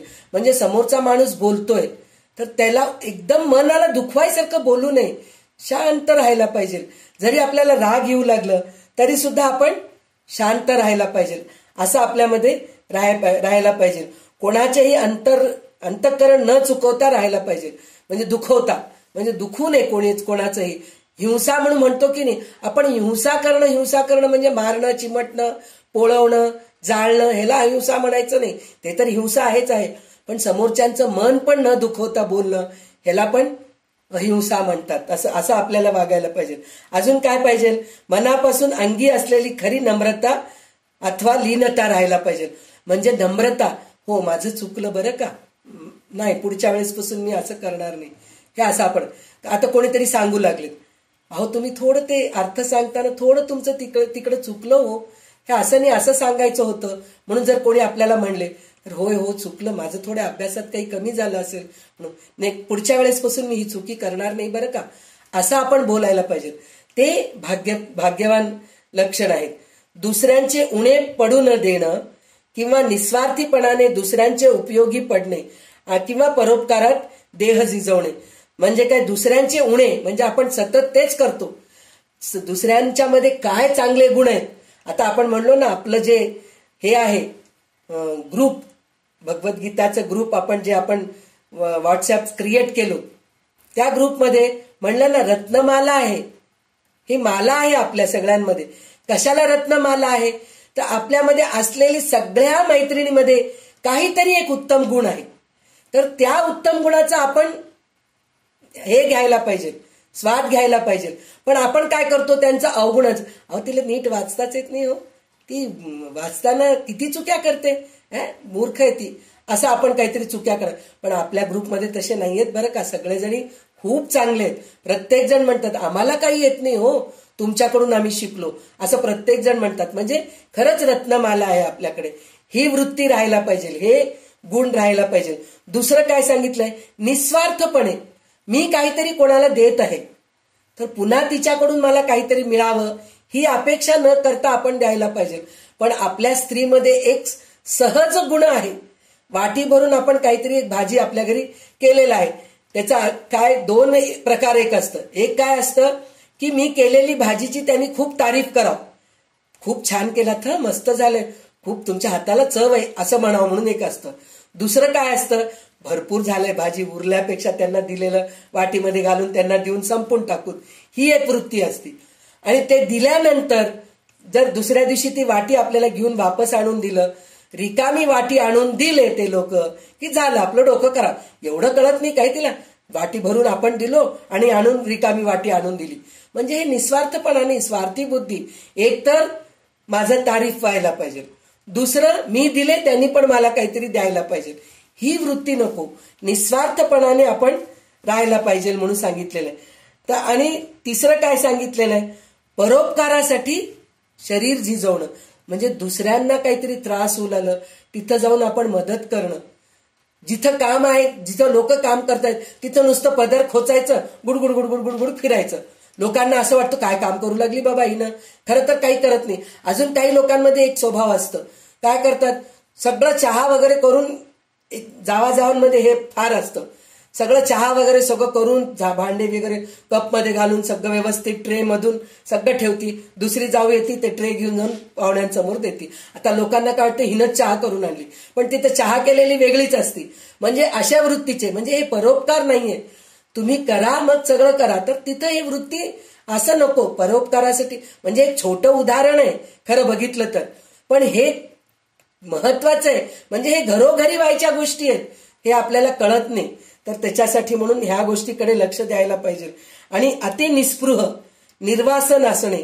निस्पृह म्हणजे कोणत्या गोष्टीची इच्छा नको, सगळं सोडून द्यायला पाहिजे. आणि वासना ठेवली तर सगळी सुखी असावी. असं आपण देवाजवळ जाऊन काय मागतो? देवा माझ्या मुलाला चांगलं होऊ दे, माझ्या मुलीचं चांगलं होऊ दे, माझ्या नवऱ्याचं चांगलं होऊ दे, माझ्याजवळ 2 चाकी गाडी आहे आता 4 चाकी गाडी मिळू दे, माझ्याजवळ दोन बेडरूमचा बंगला आहे 4 बेडरूमचा बंगला होऊ दे, हे आपण विचारतो. पण नाही, भगवंता सगळ्यांचं कल्याण कर रे बाबा, सगळ्यांना सुखी ठेव, हे मागणं महत्वाचं आहे. आपण ते कधी मागत नाहीत, सतत आपल्यापुरतंच आपण मागत राहतो. तर सगळ्यांचं सुखी कर. त्यांच्याकडे खूप त्रास आहे बरं का, त्यांच्या मुलाला खूप बरं नाही, त्यांच्या वडिलांना बरं नाही, त्याला त्याच्यातून त्या मुक्ती मिळू दे बाबा, त्याचं चांगलं होऊ दे, असं आपण भगवंताकडे प्रार्थना करायला पाहिजे. म्हणजे तिथं वासना चांगली ठेवली पाहिजे. आणि आत्मज्ञानाचा अत्यंत जिव्हाळा असणे. म्हणजे आपण जे करतोय, म्हणजे आज आपण शिकतोय, आज आपण दासबोधाबद्दल ऐकतोय, तर आता दासबोध ऐकलोय, ज्ञानेश्वरीमध्ये काय आहे ते पण आपण ऐकायला पाहिजे. तुकारामाचं गाथा आहे, त्याच्यामध्ये काय आहे ते वाचूया आपण. उपनिषद, आता हे सगळं आपण वाचलो, हो, सगळ्या संतांचं आपण बऱ्याचशा गोष्टी वाचलो. उपनिषदांमध्ये काय आहे हे पण आपल्याला शिकायला पाहिजे. म्हणजे हे आपल्याला सारखं आपल्याला काहीतरी नवीन शिकायचं इच्छा राहायला पाहिजे. नंतर अंगी क्षमा आणि शांती असणे. म्हणजे दुसऱ्यांना क्षमा करायला पाहिजे आणि आपण शांत राहायला पाहिजे, ही वृत्ती आपल्यामध्ये राहायला पाहिजे. याच्या अगोदर पण मी तुम्हाला उदाहरण दिलेलं आहे. आपण रस्त्यावर जात राहतो, आपली चुकी राहत नाही, समोरचा माणूस येऊन आपल्याला धडकतो, आपल्याला काही नुकसान झालेलं नसतं, पण इतकं राग येतं आपल्याला त्यावेळेस, तू येऊन मला मारलास. तिथं आपण रस्त्यावर भांडत बसतो, मग सगळं ट्रॅफिक जाम होतं. त्या क्षणाला माझी चुकी नसली तरी जाऊ दे बाबा, चुकलं, मार लागला असेल जाऊ दे, तुझ्या वाटेला तू जा, माझ्या वाटेला मी जाते, निघून गेलो, तर तिथं ट्रॅफिक जाम होत नाही आणि काही नुकसान झालेलं नाहीये. तर तसं करू शकतो. पण नाही, माझ्यामधलं अहंकार जे असतं, मी सरळ जात होतो पण तो येऊन धडकला. अरे धडकला बाबा, झाला असेल त्याच्या हातून पण काहीतरी चुकी झाली असेल म्हणून सोडून द्यावं, ही वृत्ती आपल्यामध्ये नसती. भांडत बसतो, वेळ वाया घालतो. तर हे क्षमा राहायला पाहिजे. आणि शांती म्हणजे आपण सतत शांत राहायला पाहिजे. समोरचा माणूस बोलतोय, बोलू दे, त्याचं तोंड दुखतंय, माझ्या अंगाला काही भोकं पडतायत का? पडत नाहीयेत. पण नाही, तो बोलतोय, त्याच्यापेक्षा मी 4 गोष्टी बोलायला, आणि ते मनामध्ये घोळत राहतं आपल्या. ती मला बोलली ना, एकदा करते तिचं, बघते एकदाच काढते तिचं मी, असं म्हणून जे आपली वृत्ती आहे ना, ते नकोय आपल्यामध्ये. तर ते शांत वृत्ती आपल्यामध्ये राहायला पाहिजे. जो माणूस मोठा विद्वान आणि मुत्सद्दी किंवा वक्ता आहे किंवा जो ऐश्वर्य संपन्न आहे, तो काही खरा भाग्यवान नाही. म्हणजे विद्वान असून काही उपयोग नाही, त्याला बोलायचंच कळत. आपण म्हणतो ना, आता काही आमच्या हैदराबादमध्ये असे 2-3 जणी आहेत, काही त्यांचं नाव घ्यायची गरज नाहीये, पण खरं खूप विद्वान आहेत ते.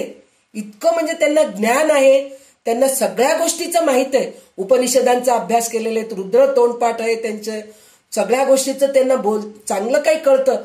पण समोरच्या माणसाशी बोलताना इतकं उद्धटपणे बोलतात की दुखवतं त्यांचं मन. मग ते विद्वान असून उपयोग नाही ना, ते गरज नाहीये. नंतर काय, वक्ता चांगलं बोलता येतंय पण समोरच्या माणसाचं समाधान करता येत नाही, हे पण उपयोग नाही. आणि ऐश्वर्य संपन्न म्हणजे पैसा अडका खूप आहे, पण लोकांना दानधर्म करायची वृत्ती नाही आपल्यामध्ये, तर ते काही उपयोगच नाहीये. तर तो खरा भाग्यवान नाही म्हणून सांग. म्हणजे सदैव लक्षण ते नाहीये. सदैव लक्षण म्हणजे काय, जो दुसऱ्यांच्या दुःखाने दुखावतो, म्हणजे दुसऱ्यांचं दुःख झालं तर तो दुःखाने त्याला समजावून सांगायला जातो, आणि दुसऱ्यांच्या सुखाने सुखावतो. म्हणजे काय, दुसऱ्यांचं सुख बघितलं की आपल्याला जळफळाट होतं, त्यांच्याजवळ काय चांगलं आहे, आम्हालाच नाहीये, हे नाही. छान झालं बाबा, इतकं दिवस तुझ्याजवळ नव्हतं बरं का, आता तुला मिळाले, खरंच खूप छान झालं रे, मला खूप आनंद झाला. इतकं दिवस तू लहान घरात होतास, आता मोठ्या घरात गेलास, लहान गाडी होती मोठी गाडी घेतलास, खूप आनंद वाटलं बरं का. तुझा मुलगा छान 80% पास झाला. माझा मुलगा जरी 90% पास झाला तरी समोरचा मुलगा 80% पास झाला, तर नाही, खरंच खूप मेहनत केला हो. 80% येणं पण खूप मोठं आहे त्याच्या हिशोबाने. खरंच खूप छान झालं बरं का. नाहीतर काय तुमचा मुलगा 80%, माझा मुलगा तर 90%, ही वृत्ती नकोय. म्हणजे असं नकोय. म्हणून दुसऱ्यांच्या सुखावणे सुखावतो, जो सर्वांना हवा हवासा वाटतो, अनेक लोकांना सन्मार्गाला लावतो, तो पुरुष श्री समर्थांच्या मते भाग्यवान समजावा म्हणून सांगितलंय. आणि त्याच्यामध्ये एक गोष्ट त्यांनी सांगितलेलं आहे 12व्या ओवीमध्ये, 64 कला आणि 14 विद्या हे जाणणारा पण भाग्यवान पुरुष म्हणून सांगितलेलं आहे. पण हे 64 कला काय आहे आणि 14 विद्या काय आहे एवढं माहीत असलं तरी पुष्कळ झालं. ते सगळं काही आम्हाला मिळालं म्हणून नाही, येतं म्हणून नाही, तेवढं कळालं तरी तो भाग्यवान पुरुष आहे.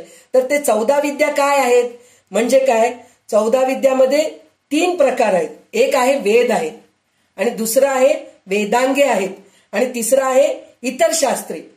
मला पण माहित नाही बरं का, पण 14 विद्या काय एवढं माहित आहे मला, म्हणून मी तुम्हाला सांगायचा प्रयत्न करते. तर एक जे 14 विद्यामधले एक वेद जे आहे ना, त्याच्यामध्ये 4 वेद आहेत, ऋग्वेद, यजुर्वेद, सामवेद, अथर्ववेद. आणि दुसरं जे आहे वेदांगे, म्हणजे त्याचं हे आहे, त्याच्यामध्ये काय शिक्षा, कल्प, व्याकरण, निरुक्त, छंद आणि ज्योतिष्य, हे त्याच्यात सगळं माहीत राहायला पाहिजे. म्हणजे त्याला काय छंद म्हणजे काय, आता म्हणले ना अनुष्टुप छंद, त्रिष्टुप छंद, हे सगळं काय आहे ते माहीत. व्याकरण आपल्याला एबीसीडी माहीत नाही, तर ते व्याकरण पाहिजे. ज्योतिष्य माहीत राहिलं पाहिजे. हे सगळं 14 विद्यामध्ये येतं. आणि इतर शास्त्र, न्याय, मीमांसा, पुराणे, धर्मशास्त्र, हे सगळं 14 विद्यामध्ये येतं. तर हे सगळं त्याला यायला पाहिजे, म्हणजे तो भाग्यवान माणूस म्हणल्यासारखं. आणि 64 कला म्हणतो आपण, तर 64 कला म्हणजे काय आहे बाबा हे 64 कला असं आपल्याला वाटतं. तर त्याच्यामध्ये आहे जे आहे ना, तर एक 7-8 जे आहेत ते मुख्य आहे, त्याचे उपकला आहेत, ते सगळे मिळून 64 कला होते. ते 7-8 जे आहेत कला ते काय म्हणून म्हणलं तर गीत म्हणजे गाणं म्हणणं, नृत्य, गायनमध्ये पण कितीतरी प्रकार आहेत. हिंदुस्थानी म्युझिक गायन आहे, कर्नाटक गायन आहे, बेंगॉली गायन आहे, आणि त्याच्यामध्ये शास्त्रीय संगीत आहे, पुन्हा लावणी आहे, मराठीचेच भजन आहेत, भावगीते आहेत, हे सगळं त्याच्यामध्ये येतं. म्हणजे हे सगळं 64 कलामध्ये येतं. नृत्य, विविध प्रकारचे नृत्य, त्याच्यामध्ये भरतनाट्यम, कथक, कथकली, कुचुपुडी, असे कितीतरी, भांगडा डान्स आहे, पुन्हा आजकालचे नवीन काय काय आहेतच ना इंग्लिशचे प्रकारचे, ते नृत्य प्रकाराचे त्याच्यामध्ये 64 कलामध्येच येतं. चित्रकलामध्ये पण कितीतरी आहेत. तुम्ही एक निसर्गाचं चित्र काढू शकतं, एक माणसाचं काढू शकतं, एक जनावराचं काढू शकतो, एक कल्पना करून काढू शकतो. असे चित्रकलामध्ये पण कितीतरी प्रकार आहेत. पुन्हा वादन आहे, वादनमध्ये तर विचार करू नका, इतके वादन आहेत. गिटार आहे, सितार आहे, वीणा आहे, तबला आहे, बासरी आहे, असे कितीतरी वाद्यकला आहेत, वाद्य आहेत त्याच्यामध्ये. पुष्परचना, पुष्पाचा हार बनवणं. तुम्ही बघा काही लोक बिना दोऱ्याचं पण फुलाचा हार बनवतात, पा इतकं सुंदर बनवतात. आणि ते दोऱ्याने बांधणं एक प्रकारचं आहे, ओवणं एक प्रकारचं आहे, असे कितीतरी प्रकार आहेत. तर ते पुष्परचनाचं एक आहे. आणि वस्त्रकला म्हणजे कपड्यांशी संबंधित, कपड्यांच्या संबंधित पण हजारो आहेत. प्रिंटिंग करणं, विणणं, कपडे शिवणं, कटिंग करणं, हे सगळ्या बऱ्याच गोष्टी ह्याच्यामध्ये येतात. आणि पाककला, हे पाककलामध्ये पण पुष्कळशा प्रकार आहेत. गोड पदार्थ बनवणं, तळलेले पदार्थ बनवणं, तिखट पदार्थ, लोणची बनवणं, पापडे बनवणं, हे कितीतरी प्रकार आहेत. म्हणजे हे सगळे 64 कलामध्ये येतात. एवढं तरी माहिती राहायला पाहिजे. ते सगळं विद्या अवगत नसलं तरी चालेल, पण एवढं माहीत तरी राहायला पाहिजे. तो माणूस भाग्यवान आहे असं आपल्याला इथं रामदास स्वामी सांगतायत. तर आता आपण ह्याच्या पुढचं आता उत्तम, हे आपण सगळं बघितलो, म्हणजे काय उत्तम गुण म्हणजे काय हे बघितलो. आता देहमान्य निरूपण म्हणून सांगितलेलं आहे. तर हे देहमान्य निरूपण काय आहे हे आता आपण बघूया. समास 5वा, देहमान्य निरूपण.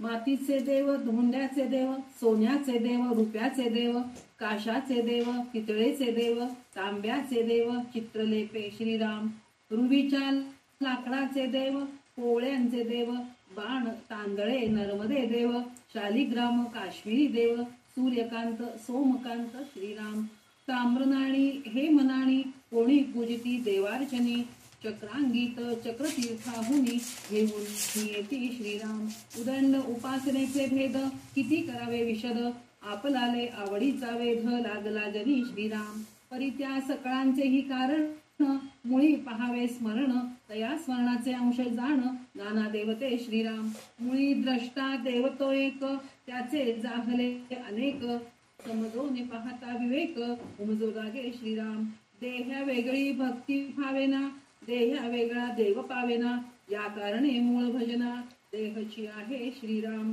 देहे मुळीच केला वाव तरी भजनासी कैसा ठाव म्हणून भजनाचा उपाव देहात्मयोगे श्रीराम देहे विण देव कैसा भजावा देहे विण देव कैसा पूजावा देहे विण मोह छाव कैसा करावा कोण्या प्रकारे श्रीराम अत्र गंध पत्र पुष्प फल तांबूल धूप दीप नाना भजनाचा साक्षेप कोठे करावा श्रीराम देवाचे तीर्थ कैसे घ्यावे देवासी गंध कोठे लावावे मंत्र पुष्प तरी वावे कोणे ठाई श्रीराम म्हणून देह्या विणाडते अवघे साकडे चिपडते देहाकरिता घडते भजन काही श्रीराम देव देवता भूते देवते मुळीचे सामर्थ्य आहे तेथे अधिकारे नाना देवते भजत जावी श्रीराम नाना देवी भजन केले ते मूळ पुरुषासी पावले या कारणे सन्मानिले पाहिजे सकळ काही श्रीराम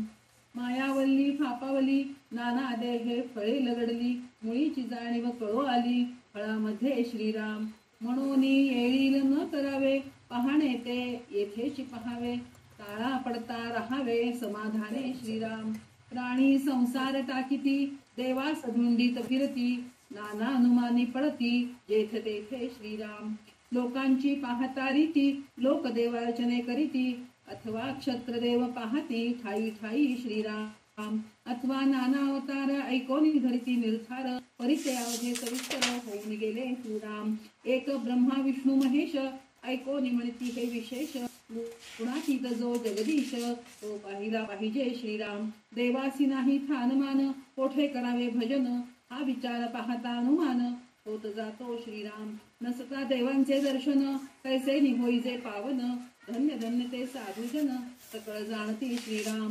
भूमंडळी देवनाना त्यांची भीड उल्लंघेना मुख्य देव तो कळेना काही केल्या श्रीराम कर्तृत्व वेगळे करावे मग त्या देवासी पहावे तरीच काही एक पडे ठावे गोप्य गुह्य श्रीराम ते दिसेना न भासेना कल्पांतीही नासेना सुकृता वेगळे विश्वासेना तेथे मन श्रीराम उदंड कल्पिते कल्पना उदंड इच्छिते वासना अभ्यंतरी तरंग नाना उदयाते पावती श्रीराम म्हणून कल्पना रहित तेची वस्तू शाश्वत अंत नाही म्हणून अनंत बोलीचे तया श्रीराम हे ज्ञानदृष्टीने पहावे पाहोनी तेथेची राहावे निज ध्यासे तद्रूप व्हावे संग त्यागे श्रीराम नाना लीला नाना लाघवे ते काय जाणीजे बापड्या जीवे सत्संगे संत संगे स्वानुभवे स्थिती वाणी श्रीराम ऐसी सूक्ष्म स्थिती गती कळता चुके अधोगती सद्गुरुचेनी सद्गती तात्काळ होते श्रीराम इति श्री दासबोधे गुरुशिष्य संवादे देहमान्य निरूपण नाम समास 5वा श्रीराम। तर आता इथं देहमान्य म्हणून सांगितलेलं आहे। तर देहमान्य म्हणजे खरा अर्थ याचा असा अर्थ आहे की देहमान्य म्हणजे देहालाच खरं मानणारा,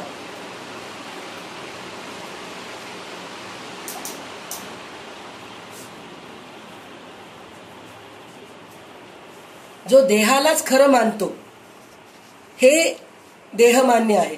पण तिथं अजून एक अर्थ असा आहे की देहाला खरं मानणारा तर तो देहमान्य आहेच आहे, पण जे दृश्य गोष्टीला बांधतो म्हणजे नाशवंत आहे, देह नाशवंत आहे, त्याला आपण खरं मानतो।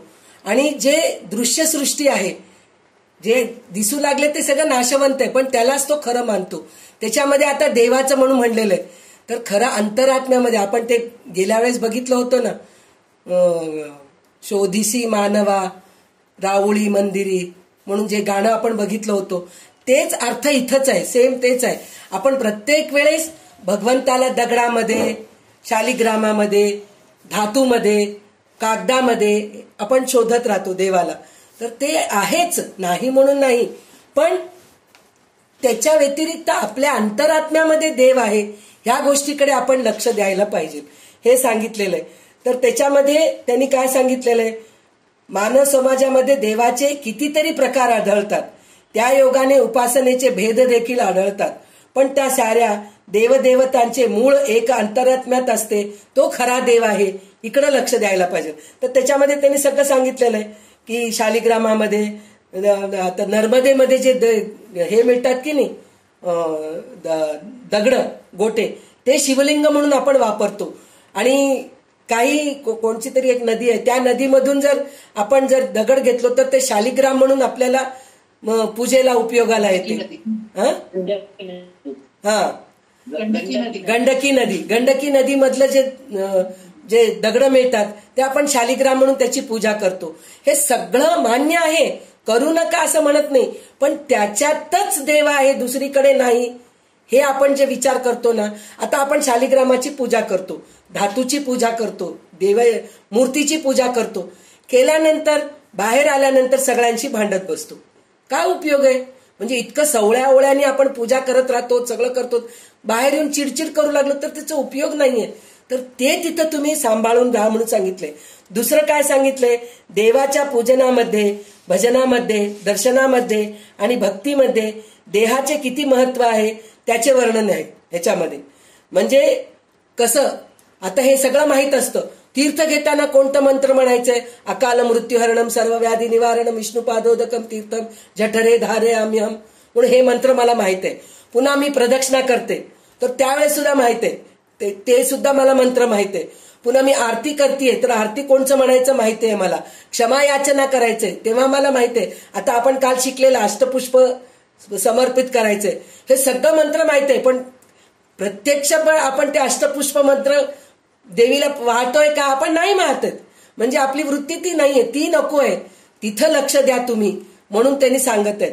सकाळी उठल्यानंतर आपण कराग्रे वसते लक्ष्मी करमध्ये सरस्वती म्हणून उठल्या उठल्या आपण हाताचं दर्शन घेऊन स्तोत्र म्हणतो, आणि झाल्यानंतर काय म्हणतात, चोरी करा, चुकीचे कामं करा, हे जर करू लागलो तर मग ते कराग्रे वसते लक्ष्मीचा अर्थ काय, त्याचा उपयोगच नाहीये. हे ह्याच्यामध्ये सांगितलंय. नंतर त्यांनी काय सांगितलंय, अनेक देवदेवता आहेत, मूळ अंतरात्म्याचे कमी अधिक सामर्थ्य त्याच्याद्वारे प्रकट होते, त्याची पूजा केली असता ती मूळ अंतरात्म्यालाच पावते. म्हणजे आपण देवाची पूजा केल्यानंतर जे आपल्याला समाधान मिळते की नाही, कुठं मिळते हो समाधान मिळते, आपल्याला काही वस्तुरूपामध्ये मिळतं का समाधान? नाही मिळत. साक्षात्कार झालं म्हणतो आपण, तर साक्षात्कार झालं म्हणजे काय, प्रत्यक्ष मूर्ती आपल्या समोर येऊन उभा राहिली आहे का, किंवा प्रत्यक्ष देव येऊन आपल्याला बोललेत का? आपल्याला काहीतरी एक अनुभूती येते, सुंदर वास येतो, काहीतरी एक स्पर्श जाणवतं, काहीतरी एक शब्द कानामध्ये ऐकू यायला मिळतं, काहीतरी जिभेवर आपल्याला काहीतरी चव कळते. तर ह्याचा अर्थ काय, हे आपल्या अंतरात्म्यालाच अनुभव येतो, एक प्रकारचं समाधान मिळतं. म्हणजे आपल्या अंतरात्म्यामध्येच भगवंत आहे, या गोष्टीकडे आपलं लक्ष नसतं. आणि नंतर दृश्यामध्ये दिसणाऱ्या अनेक देवांच्या नादी न लागता शुद्ध जाणीव स्वरूप असणाऱ्या अंतरात्म्याचा शोध घेण्याचा जीवाला समाधान मिळते. म्हणजे आपल्याला जितकं मूर्ती बघण्यामध्ये समाधान मिळत नाही, तितकं आपण डोळे का हो, आपण मंदिरात जातो, देवळाचं देव बघितल्यानंतर आपोआप डोळे मिटले का जातात आपले? कारण काय त्याचं? म्हणजे ते मूर्ती बघितल्यानंतर जे आपण आपल्यामध्ये जे देव बघतो ते दिसलं तरच आपल्याला समाधान होतं, जितकं मूर्ती बघितलेलं समाधान होत नाही. आता तुम्ही तिरुपतीच्या बालाजीला जातो, एक क्षण, एक सेकंद आपल्याला भगवंत दिसतं, त्याच्यानंतर आपण बाहेर आल्यानंतर ती अनुभूती जी आहे की नाही, ते आपण सगळ्यांना सांग, काय मस्त दर्शन झालं हो, समाधान झालं पहा, ते मी वर्णन करू शकत नाही पहा, एक वेगळ्या प्रकारचे स्पंदन जाणवले हो मला. आपण हे अनुभव सांगतो. हे कशाला होतं? आपल्या अंतरात्म्याला होतं. त्या प्रत्यक्ष मूर्तीच्या मध्ये हे नाहीये खरं तर, हे आपल्या अंतरात्म्यामध्येच समाधान होत राहतं. तर आपल्या अंतरात्म्यामध्येच भगवंत आहे, हे आपण जाणीव करून घ्यायला पाहिजे.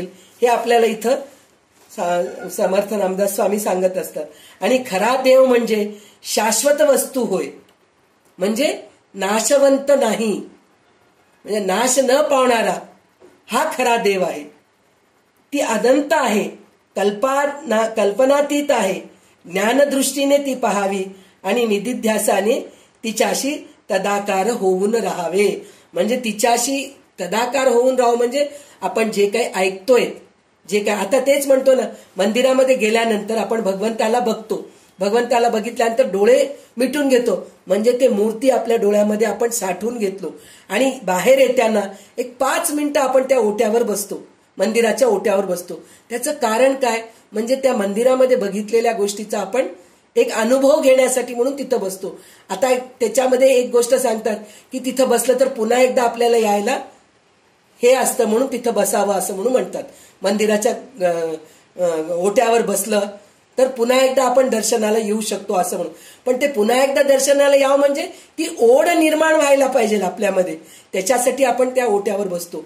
म्हणून आपण सतत असं म्हणत नाही की तुम्ही देवपूजा करू नका, शालिग्रामाला मानू नका किंवा शिवलिंगाला मानू नका, देवळाला जाऊ नका हे म्हणत नाही, जायलाच पाहिजे. पण तेच सत्य आहे म्हणून घेतल्यापेक्षा अंतरात्म्यामध्ये भगवंत आहे त्याला आपण शोधायला पाहिजे. म्हणजे अंतरात्म्यात भगवंत आहे, म्हणजे माझा अंतरात्मा कसा आहे, मला कोणत्या गोष्टींनी दुःख होतं, मला कोणत्या गोष्टींनी सुख होतं, तेच मी दुसऱ्यांना द्यायचा प्रयत्न करणं, हेच खरं भगवंताला बघणं, हे याचं मतितार्थ आहे. खरं अर्थ या गोष्टीचं देहमान्य म्हणजे हेच आहे की आपलं देह जसं आहे ते दुसऱ्यांचं देह पण तसंच आहे म्हणून समजायला पाहिजे. मला सुई टोचलं तर मला त्रास होतो की नाही, मग दुसऱ्यांना आपण सुई टोचायला जातो का, नाही जात, नाही त्यालाही त्रास होतो म्हणून म्हणतो.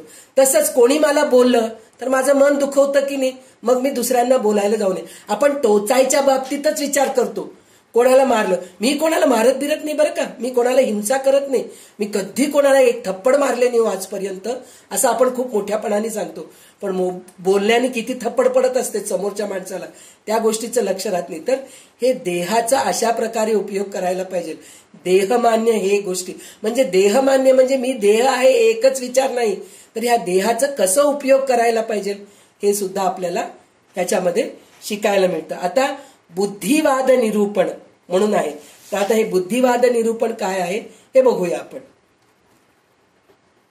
समास 6वा बुद्धिवाद निरूपण. परमार्थी आणि विवेकी त्यांचे करणे माने लोकी, काजे विवरोचकी पडोची नेवी श्रीराम. जो जो संदेह वाटे जना तो तो कदापि करीना, आदि अंत अनुमाना आणून सोरी श्रीराम.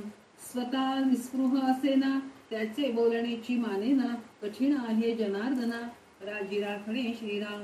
कोणी दाटून उपदेश देती, कोणी मध्यावर्ती घालती, ते सहजची हळू पडती लालचीने श्रीराम. दयास सांगावा विवेक तोची जाणा प्रतिकुंचक, पुढे पुढे नासक कारभार होतो श्रीराम. भावास भाऊ उपदेश देती, पुढे पुढे होते फजिती, ओळखीच्या लोकात महंती मांडूची नये श्रीराम. पहिले दिसे परिनासे विवेकी मान्य करीती कैसे, अविवेकी ते जैसे तैसे मिळती तेथे श्रीराम. भ्रतार शिष्य स्त्री गुरु काही फटकाळ विचारू, नाना भ्रष्टाकारी प्रकारू तैसाची आहे श्रीराम. प्रगट विवेक बोलेना झाका तापा करी जना, मुख्य निश्चय अनुमाना आणूची नेदी श्रीराम. सुखी सरिता भरी भरे विवेक सांगता न धरे, दूरदृष्टीचे पुरे साधू नव्हे ती श्रीराम. कोणास काहीच न मागावे भगवत जन वाढवावे, विवेक बळे जन लावावे भजनाकडे श्रीराम. परांतरा रक्षयाची कामे बहुत कठीण विवेक वर्मे, स्व इच्छेने स्वधर्मे लोक रहाटी श्रीराम. आपण तुरुक गुरु केला शिष्य चांभार मिळविला, नीच यातीने नासला समुदाव श्रीराम. ब्राह्मण मंडळ्या मिळवाव्या, भक्त मंडळ्या मानाव्या, संत मंडळ्या शोधाव्या भूमंडळी श्रीराम.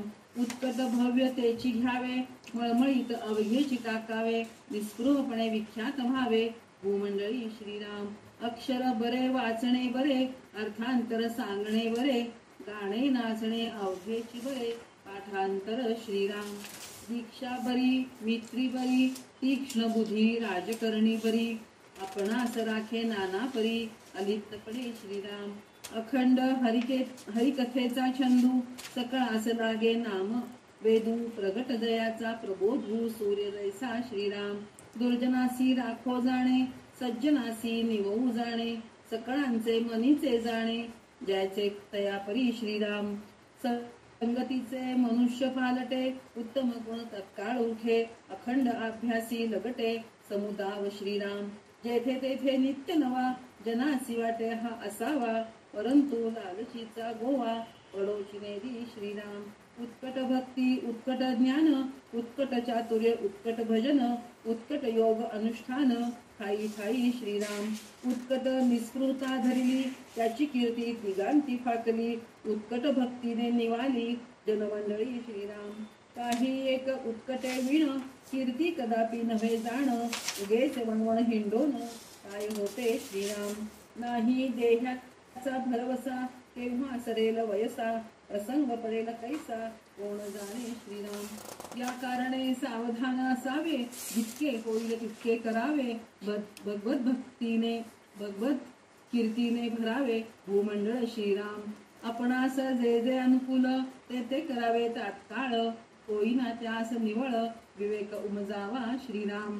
विवेकामध्ये सापडेना ऐसा तो काहीच असेना एकांती विवेक अनुमाना आणून सोडी श्रीराम.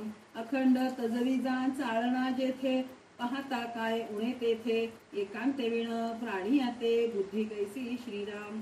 एकांती विवेक करावा आत्माराम ओळखावा येथून तेथवरी गोवा काहीच नाही श्रीराम. इति श्री दासबोधे गुरुशिष्य संवादे बुद्धिवाद निरूपण नाम समास 6वा संपन्न श्रीराम. इथं बुद्धिवाद निरूपण म्हणून सांगितलेलं म्हणजे बुद्धिवान लोक कसे असतात म्हणजे नुसतं दुसऱ्या सांगे ब्रह्मज्ञान स्वतः कोरडे पाषाण असे नसतात. स्वतः करतात मग दुसऱ्यांना शिकवतात ते बुद्धिवान लोक आहेत. तर ते इथं बुद्धिवाद निरूपण म्हणून सांगितलेलं आहे. तर ह्याच्यामध्ये काय सांगितलेलं आहे महंत म्हणजे मी सांगितले ना स्वतः शिकायचं आणि दुसऱ्यांना शिकवायचं ते महंत आहेत. नुसतं स्वतः शिकले म्हणजे ते ज्ञानी आहेत पण दुसऱ्यांना पण शिकवतात ते महंत आहेत. तर ते महंत कसे आहेत हे ह्याच्यामध्ये जास्त सांगितलेलं आहे. म्हणजे महंताचंच लक्षण सांगितलेलं आहे बुद्धिवाद म्हणून म्हणलं तर त्याच्यात काय सांगितलंय तो अतिशय विवेकाने वागावं म्हणून सांगितलेलं आहे. आणि महंताच्या प्रत्येक क्रियेमध्ये विवेक दृष्टीस पडला पाहिजे म्हणजे त्याच्यामध्ये विवेकच वापरायला पाहिजे. तो म्हणजे कसं वाटलं तसं वागू नये. तो करेक्ट काय आहे.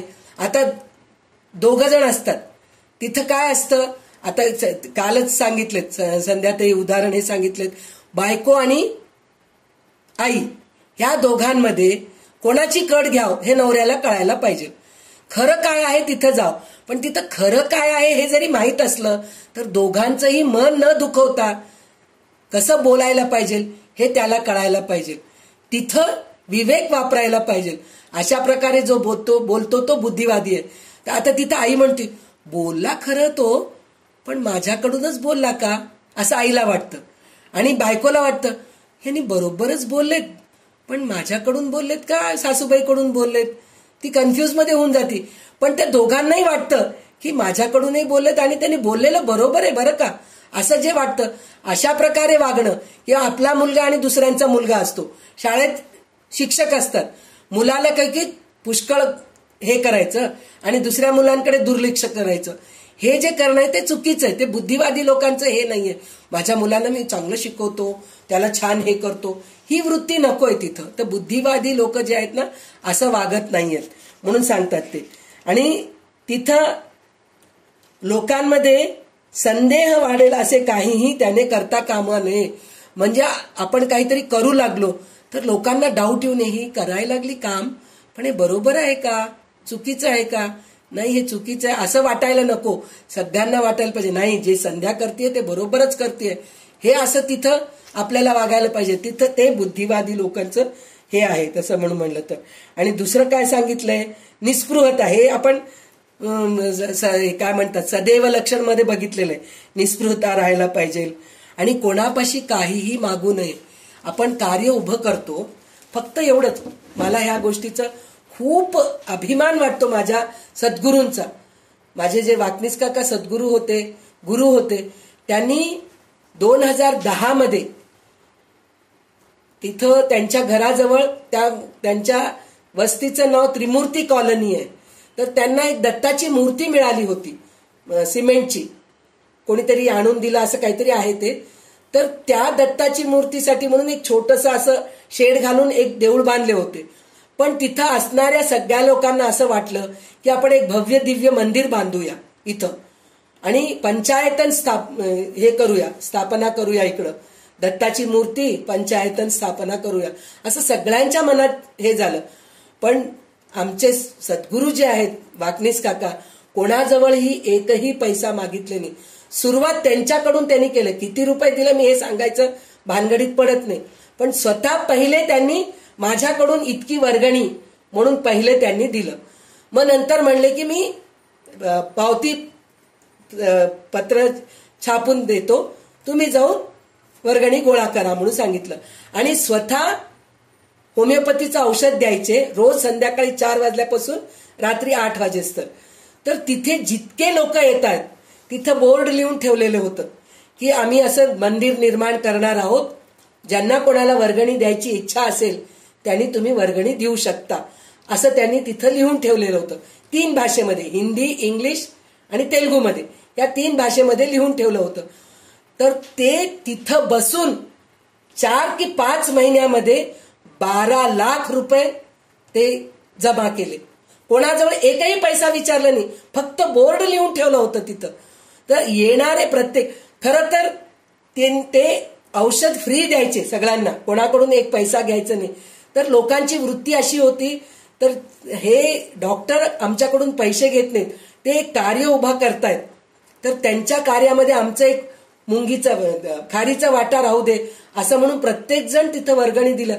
खरं पाहिलं तर वाकनीस काका ते वर्गणी न घेता फीसच घेतले असते तर त्यांचा अजून एक बंगला झालं असतं, तसं बघितलं असतं तर. पण त्यांच्यामध्ये ती वृत्ती नव्हती. आणि प्रत्येक जण पैसे दिलं तर त्याच वेळेला पटकन पावती फाडून द्यायचे.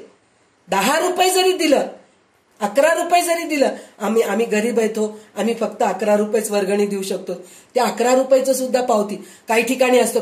नाही हो, तुम्ही 11,000 रुपये दिलं तरच पावती फाडतो आम्ही, 101 रुपये दिलं तरच पावती फाडतो, नाही तर तिथं हुंडीमध्ये टाकून द्या असं म्हणून म्हणतात. तसं कधीही केले नाही ते. म्हणजे ही वृत्ती जी आहे ना, कोणापाशीही काहीही मागायचं नाही. म्हणून मला हे उदाहरण सांगावं लागलं. मला हे काही दुसरं काही हेतू नाहीये. तर कोणापाशीही काहीही मागू नये, लोकांना भजनाकडे वळवावे. म्हणजे लोक जर संध्याकाळी बसून टेंगळ करत बसे, हे करू ते करू म्हणून म्हणलं तर त्याच्या अगं आपण ना हे सगळं केल्यापेक्षा ना संध्याकाळी ना शुभंकरोती म्हणूया आणि काहीतरी दत्ताची त्रिपदी म्हणूया, किंवा संध्याकाळी आपण काहीतरी रामरक्षा म्हणूया, सगळेजण एकदा म्हणूया ग, काही नाही. मग त्याच्याने काय होतं माहितीये का, रामरक्षा म्हणायला सुरू केलो आपण, नाही आपण भीमरूपी पण म्हणूया. मग नाही ग, संध्याकाळी आपण दुसरं अजून एक काहीतरी विष्णू सहस्रनाम, आज एकादशी आहे ना, आज आपण विष्णू सहस्रनाम म्हणूया. मग एक पौर्णिमा आहे ना, आज आपण ललिता सहस्रनाम म्हणूया. एकादशी आहे ना, आपण भगवद्गीता म्हणूया. म्हणजे अशी वृत्ती निर्माण होते. म्हणजे लोकांना भजनाकडे वळवावं हे आपण करायला पाहिजे. मंदिरात गेलो आणि टाइमपास करत बसलो, ती आली, तिची असं झालं, त्यांचं तसं झालं, हे सगळं केल्यापेक्षा आपण भजनाकडे वळवावं. आणि जे जे उत्कृष्ट आहे, भव्य आहे, हितकारक आहे, त्याची आवड महंतास राहावं. म्हणजे जे काही चांगलं आहे ते पटकन शिकून घ्यायची वृत्ती राहायला पाहिजे. मला शिकायचंय बरं का, आत्ताच म्हणले ना, आता मी हे ग्रंथ संपूर्ण झालं, आता पुढे कोणचं ग्रंथ घेऊ, मी कोणत्या ग्रंथावर मी अभ्यास करू, मग ते अभ्यास केल्याने दुसऱ्यांना त्याचा काय फायदा होतं, ह्या गोष्टीचं आपल्याला आवड राहायला पाहिजे. म्हणून सांगितलेले बुद्धिवाद लोक असं राहायला पाहिजे.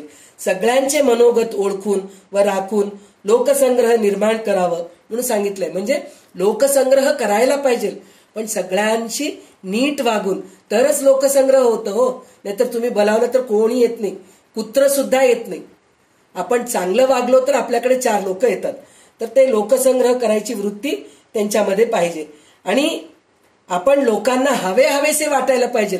म्हणजे ती आली तर बरं वाटतं बरं का. काही लोक ती आलं तर कंटाळवाणं बाबा, सदा दुखण्याच सांगत राहते, हे दुखू लागले ते दुखू लागले, माझी सून असं करते, माझी सून तसं करते, माझी सासू अशी आहे, माझी नणंद अशी आहे, हेच गप्पे असते तिचे. तिच्या बरोबर बोलावं म्हणजे कंटाळ येतं, सगळं नेगेटिव्हच असतं पा तिचं. आणि काही लोक खूप छान बोलतात बरं का, त्यांच्याशी बोललं की मनाला समाधान वाटतं हो, सगळं संशयाचं निरसन होऊन जातं पा. असं वाटायला पाहिजे, बुद्धिवादी लोक असं राहायला पाहिजे म्हणून सांगितलेलं आहे. आणि आपल्या संगतीला राहिलेला माणूस आतून बाहेरून पलटलं पाहिजे.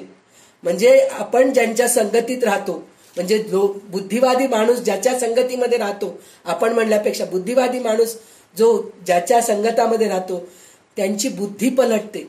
जो अवगुण असतं त्याच्यामधले ते सगळं कारण त्यांच्या बुद्धिवाद, ते म्हणते ना आता गुरुकडे जायचं कशाला, सद्गुरूकडे जायचं कशाला, आपल्यामध्ये सगळे अवगुण निघून जाऊन सद्गुण आपल्यामध्ये येण्यासाठी म्हणूनच आपण गुरुकडे जायचं असतं. ते म्हणूनच बुद्धिवादी गुरु असतात, म्हणून आपण सत्संगामध्ये जायला पाहिजे म्हणून सांगितलेलं आहे. आपण लोकांना हे झालं. आणि सगळ्यात महत्वाचं म्हणलं तर महंताला म्हणजे बुद्धिवादी माणसाला एकांत आवडायला पाहिजे. एकांत आवडायला पाहिजे म्हणजे एकांतामध्ये बसून भविष्याची काळजी नकोय आणि भूतकाळाची आठवणी नकोय.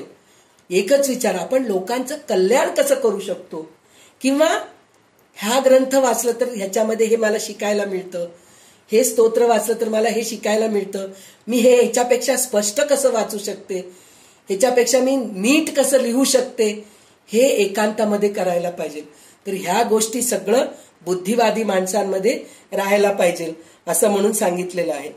तर ते एकांतासाठी म्हणून आपण प्रयत्न करायला पाहिजे. आपण काय करतो, सतत एकटी बसून कंटाळलं हो घरामध्ये, मग टीव्ही बघत बसले, मैत्रिणीच्या घरी गेले, आजूबाजूच्या घरी गेले, मग गॉसिप करत बसले. असं नकोय. एकट्यामध्ये आपण आपलं टाइमपास करून घेता यायला पाहिजे. एकट्यामध्ये जे आपल्याला फायदा होतो त्या चार लोकांमध्ये तेवढं होत नसतं. हे आपण स्वतः अनुभव घ्यायला पाहिजे. एकांत हे आपल्याला राहायलाच पाहिजे, एकांतामध्ये राहायलाच पाहिजे. मग नंतर ते एकांत आपण करून शिकल्यानंतर भगवत भजन वाढवावे लोकांमध्ये. अनेक लोक भगवंताच्या नामाला लावावे, म्हणजे लोकांच्या मुखातून भगवंताचं नाम घ्यायला लावावं. आत्माराम ओळखावा आणि भगवत कीर्तीने भूमंड भरून टाकावे. असा पुरुष खरा बुद्धिवादी आहे म्हणून सांगितलेलं. खरा बुद्धिवादी असं राहायला पाहिजे. तर अजून एक समास घेऊया, मग थांबूया आपण, चालेल ना? तर आता एक समास घेऊया, यत्न निरूपण. हे काय आहे आपण बघूया. समास 7वा, यत्न निरूपण. कथेचे घमंड भरून द्यावे आणि निरूपणी विवरावे. उणे पडोची नेदावे कोणी एक विषय श्रीराम. भेजणार खाले पडिला तो भेजणारी जाणीतला. नेणता लोक उगाच राहिला टकमका पाहात श्रीराम. उत्तर विलंबी पडिले श्रोतयास कळो आले. म्हणजे महत्व उडाले वक्तयाचे श्रीराम. थोडे बोलून समाधान करणे रागे जोन तरी मन धरणे. मनुष्य वेधेची लावणे कोणी एक श्रीराम. सोसवेना चिणचिण केली तेथे तामस वृत्ती दिसोनी आली. अवघी आवडी उडाली श्रोतयाची श्रीराम. कोण कोण राजी राखले कोण कोण मनी भंगले. क्षणक्षणा परीक्षेले पाहिजे लोक श्रीराम. शिष्य विकल्पे रान घेतो गुरु मागे मागे धावतो. विचार पाहो जाता तो विकल्पची अवघा श्रीराम. आशाबद्धी क्रियाहीन नाही चातुर्याचे लक्षण. ते महंताची भणभण बंद नाही श्रीराम. ऐसे गोसावी हळू पडती ठाई ठाई कष्टी होती. तेथे संगतीचे लोक पावती सुख कैसे श्रीराम. जिकडे तिकडे कीर्ती माझे सगट लोकास हव्यास उपजे. लोकराजी राखोनी कीजे सकळ काही श्रीराम. परलोकी वास करावा समुदा उगाच पहावा. मागण्याचा तगादा न लावावा काही एक श्रीराम. जिकडे जग तिकडे जगन्नायक कळला पाहिजे विवेक. रात्री दिवस विवेकी लोक सांभाळत जाते श्रीराम. जो जो लोक दृष्टीस पडिला तो तो नष्ट ऐसा कळला. अवघेची नष्ट एकला भला काशावरून श्रीराम. ओस मुलकी काय पहावे लोका वेगळे कोठे राहावे, तरे खोटी सांडते घ्यावे, काही एक श्रीराम. तस्मात लोकी की वर्तता नये, त्या समहंती कामा नये, परत्र साधनाचा उपाये श्रवण करून असावे श्रीराम. आपणासी बरे पोहता नये, लोक बुडवावयाचे कोण कार्ये, गोडी आवडी वाया जाये, विकल्पची अवघा श्रीराम. अभ्यासे प्रगट व्हावे, नाहीतरी झाकोनी असावे, प्रगट होऊन नासावे, हे बरे नव्हे श्रीराम. मंद हळूहळू चालतो, कपळ कैसा आटोपतो, अरवी फिरवणार तो कैसा असावा श्रीराम. हे धकाधकीची कामे, तीक्ष्ण बुद्धीची वर्मे, भोळ्या भावार्थे संभ्रमे, कैसे घडे श्रीराम.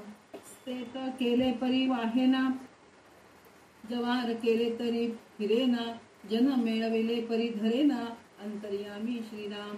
जरी चढती वाढती आवडी उठे, तरी परमार्थ प्रगटे, घस घस करिता विटे, सगट लोको श्रीराम.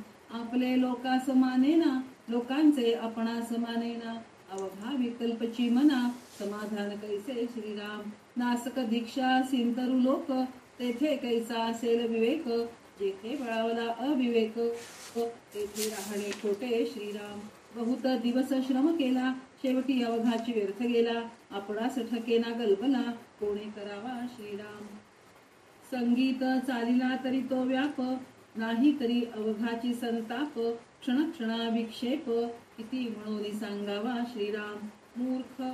मूर्खपणे भरंगळती, ज्ञातेपणे कळो करती, तोटे दोन्हीकडे फजिती, लोकांमध्ये श्रीराम.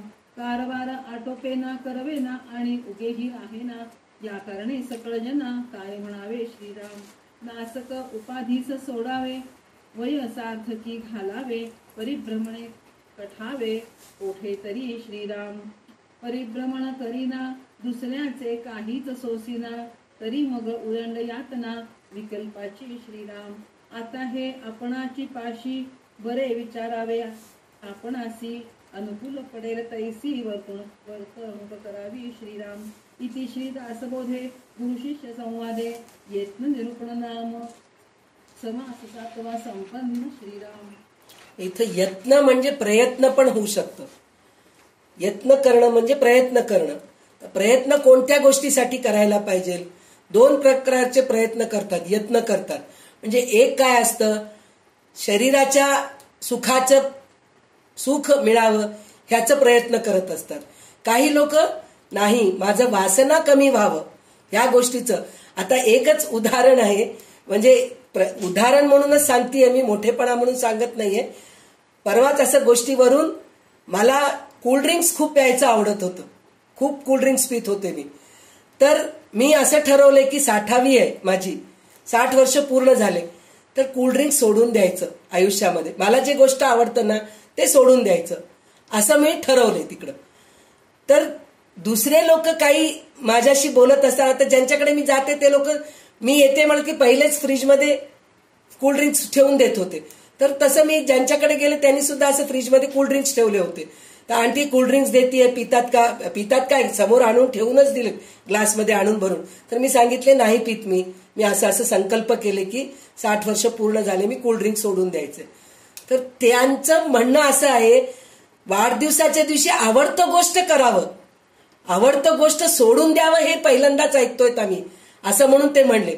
तर ह्याचा अर्थ असा आहे, आता आपण ज्या मार्गावर जातोय, आपण अध्यात्माच्या मार्गावर जातोय, तर तिथं वासना कमी करायचंय आपल्याला, आपल्या आवडत्या गोष्टी कमी करायचे, त्या गोष्टीकडे आपण लक्ष द्यायला पाहिजे. वासना वाढवायचं का आपण ह्याच्याकडे अध्यात्माकडे जाऊ लागलो तर वासना वाढवायचं का, नाही वाढवायचं. मी उदाहरण म्हणूनच सांगतेय बरं का, दुसरं काही इथं मोठेपणा असं काही नाहीये. तर हे असं आपण करायला पाहिजे की वासना कमी करायचं, वासना वाढवायसाठी प्रयत्न करायचं नाही. तर हे एक आहे. तसं 2 प्रकारचे प्रयत्न असतात. आणि दुसरं काय आहे की समुदाय गोळा करणं. समुदाय गोळा करणं पण 2 प्रकारचे.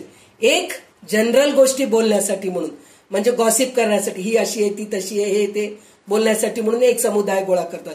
एक समुदाय कसं भजन करण्यासाठी, नामस्मरण करण्यासाठी, चांगल्या गोष्टीसाठी, म्हणजे हे सगळं प्रयत्नच करणं, म्हणजे चांगल्या गोष्टीसाठी प्रयत्न करणं हे बुद्धी, म्हणजे हे सगळं आपल्याला शिकवणच आहे बरं का. तर हे शिकवण आहे. त्याच्यानंतर 2 प्रकारचे साधक असतात. कोणचे साधक असतात? एक प्रकारचा साधक असतो तो प्रेमाळू असतो, प्रेमाने हे करतो. दुसरा विचारवंत असतो. तर प्रेमाळू माणूस लवकर मोहामध्ये अडकतो, पण विचारवंत माणूस राहत नाही. तर आपल्याला विचार करून प्रयत्न करायला पाहिजे, प्रेमामध्ये जाऊन प्रयत्न करू नये, हे आपल्याला सांगितलेलं आहे. तर जेव्हा साधक सिद्ध बनतात तेव्हा त्यांच्यामध्ये हे भेद कळून येतं. म्हणजे प्रेमाने गेलेला माणूस सिद्ध होऊ शकत नाही. प्रेमाने वागू नका म्हणत नाहीये, पण तिथं चुकी कोणी करू लागलं तर तिथं आपल्याला शिक्षा पण करता यायला पाहिजे. तर ती वृत्ती पाहिजे, विचार करायला, विवेकाने वागायला पाहिजे, हे आपल्याला इथं शिकवत आहेत. आणि ते काय सदैव लक्षण म्हणून सांगितलेले तेच ह्याच्यामध्ये पण आहे. म्हणजे लोकांच्या मध्ये कटकट करू नये, म्हणजे काय, लोकांना कंटाळ यायसारखं बडबड करू नये, तसं बोलायला पाहिजे. नंतर ज्या साधकाला लोकांची प्रेमाने वागून माणसे आपलीशी करून घेता येत नाही त्याने लोकसंग्रहाचा भानगडीत पडू नये. म्हणजे त्याला लोकांशी गोड बोलायलाच येत नाही तर तो लोकसंग्रह कशाला करायला पाहिजे. म्हणून तो एकाकी असावं, एकटा असावं, एकटं राहून अभ्यास करायचा प्रयत्न करावा. काही लोकांना नाही हो, मला बोलायचं कळत नाही बाबा, मी त्या भानगडीतच जात नाही, असं म्हणून थोडे लोक बाजूला सरकतात. ते उत्तम आहे, पण मला बोलायला येत नाही, पण मी लोकांमध्ये जाऊन 4 गोष्टी बोलून स्वतःही खराब होतो आणि दुसऱ्यांचंही मन दुखवतो, हे नकोय असं म्हणून सांगितलेलं आहे. तर ह्या गोष्टीचा आपण प्रयत्न काय करायला पाहिजे, विवेकाने वागायचा आपण प्रयत्न करायला पाहिजे. आणि कोणाची कटकट नाही, परिस्थिती अनुकूल आहे, प्रकृती चांगली आहे असे असताना आपली परमार्थ साधना चालवणे मोठे कठीण नाही. म्हणजे हे सगळं व्यवस्थित असताना परमार्थ चालवणं काही मोठे पण नाही. परंतु जनतेच्या आखाड्यात उतरल्यावर मात्र नाना प्रकारची झेंगटे मागे लागतात. म्हणजे आपण जेव्हा लोकसंग्रह करतो तेव्हा एक जण म्हणतात, अहो काय हो ते सूतकालय आपलं हे वाचू शकतो का, मी भगवद्गीता वाचू शकतो का. तर मी म्हणते वाचू शकतो, कारण जे मृतात्मे आहेत त्यांना सद्गती मिळते, म्हणून भगवद्गीता वाचलं तर काही चूक नाही. अरे जेव्हा गेलेत, मृत्यूदेह तिथं पडलेलं आहे, तिथं बसूनच विष्णू सहस्रनाम वाचतात लोक, तर सूतकामध्ये वाचणं काही चुकीचं नाहीये असं मी म्हणते. पण काही लोक म्हणतात की नाही हो, वाचू नये सूतकामध्ये, पाळी आलं तेव्हा हे सगळं असं वाचू नये, चुकीचं आहे, हे मला पटत नाही बाबा, हे असे म्हणणारे लोक असतात. पण त्याला पण बरोबर उत्तर देता यायला पाहिजे. कोणी तुम्हाला विचारलं, काय हो मी सूतकामध्ये वाचू शकते का, पाळी आलं तेव्हा मी देवाचं वाचू शकते का. अहो देवाचं वाचू नका असं कुठंच सांगितलेलं नाही, पण मुद्दाम म्हणून पाळी आला तेव्हा वाचू नका तुम्ही. त्याचं कारण काय, तर आपण जे गर्भाच्या पिशवीला त्रास होतो आपल्या, म्हणजे काय आपल्याला बाळणपण झालेले आहेत, हे पाळी येणं पण महिन्याला 3-4 दिवस जे आपल्याला जे बाहेर पडतं, जे अशुद्ध रक्त जे बाहेर पडत असतं, त्यावेळेस सुद्धा आपल्याला कमरेला त्रास होत असतं, पोटात दुखत असतं. त्यावेळेस जर आपण जे मंत्र आहे ते आपण बेंबीपासून म्हणतो की नाही, विष्णू सहस्रनाम म्हणतो हे सगळं, तर त्यावेळेस ते बेंबीपासून म्हणू लागलं तर तेव्हा त्रास होणारच ना. मग त्यावेळेस तुम्ही वाचू नका. वाचलं तर चूक नाही, पण का मुद्दा म्हणून त्यावेळेस का वाचायचं, हे आपण विवेकाने उत्तर देता यायला पाहिजे. तर काही लोक नाही मला काही त्रास होत नाही, मग वाचा, काही हरकत नाही, चूक काहीच नाही. असतं बाबा काही लोकांमध्ये. आता म्हणतात ना, काही देवींची पूजा पाळी असलं तरी करावं असं म्हणतात.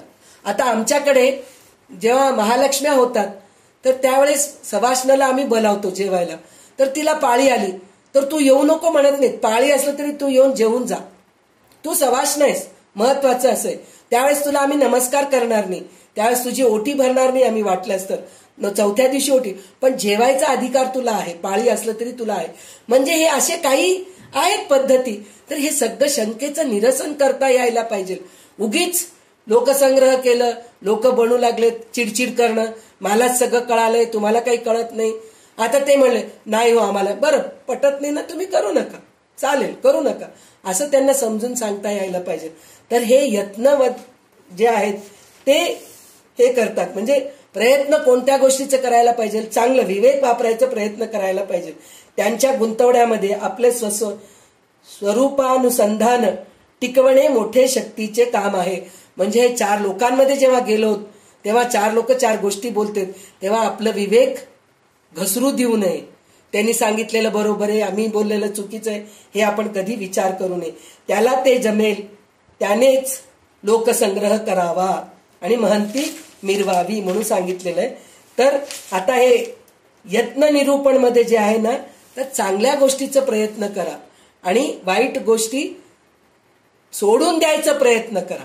चांगल्या गोष्टी मिळवायचा प्रयत्न करा आणि वाईट गोष्टी सोडून द्यायचा प्रयत्न करा. हेच ह्या समासामध्ये सांगितलेलं आहे. तर आज आपण इथे दशक 19 शिकवण निरूपण हे आहे, त्याच्यामध्ये आपण 7 समास शिकलो आहोत. तर हे सगळं ह्याच्या अगोदर बघितलेलं आहे, पण हे आपण अजून चिकाटीने करायला पाहिजे. म्हणून रामदास स्वामी परत परत आपल्याला हे सांगत आहेत. म्हणजे खिळा घट्ट लागण्यासाठी भिंतीमध्ये आपण जितक्या जोराने हातोडी मारतो की नाही, सारखं हातोडी धन धन धन मारतो, तेव्हा ते घट्ट बसतं भिंतीमध्ये. त्याचप्रमाणे रामदास स्वामी पण आपल्या डोक्यावर ते ह्या समासांनी हातोडीने मारत आहेत, समासाच्या हातोडीने आपल्या डोक्यावर मारत आहेत, आपल्या डोक्यामध्ये अध्यात्म घट्ट बसण्यासाठी म्हणून. तर आता उरलेले 3 समास आपण उद्या घेऊया. अजून जमेल तर पुढचे पण दशकातले आपण समास घेऊया. तर आज आपण इथेच थांबूया आणि यत्न निरूपण जे आहे की नाही, तर हेच आपण करूया की चांगल्या गोष्टी आपण शिकायचं आणि वाईट गोष्टी सोडून द्यायचं, हे आपण प्रयत्न करत राहूया. तर मी म्हणते आहे ना, जे काही या पुस्तकामध्ये लिहिलंय आणि मला जे काही समजलं ते मी तुम्हाला सांगायचा प्रयत्न करते आहे.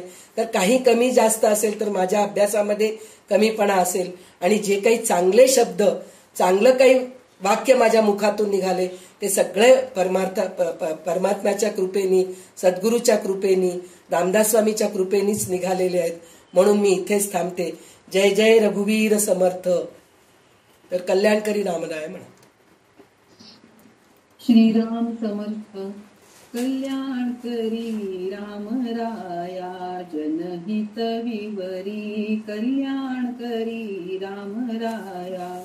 तळमळ तळमळ होतची आहे, हे जन हाती धरी दयाळा. कल्याण करी राम राया. अपराधी जन चुकतची गेले, अपराधी जन चुकतची गेले, तुझी सावरी दयाळा.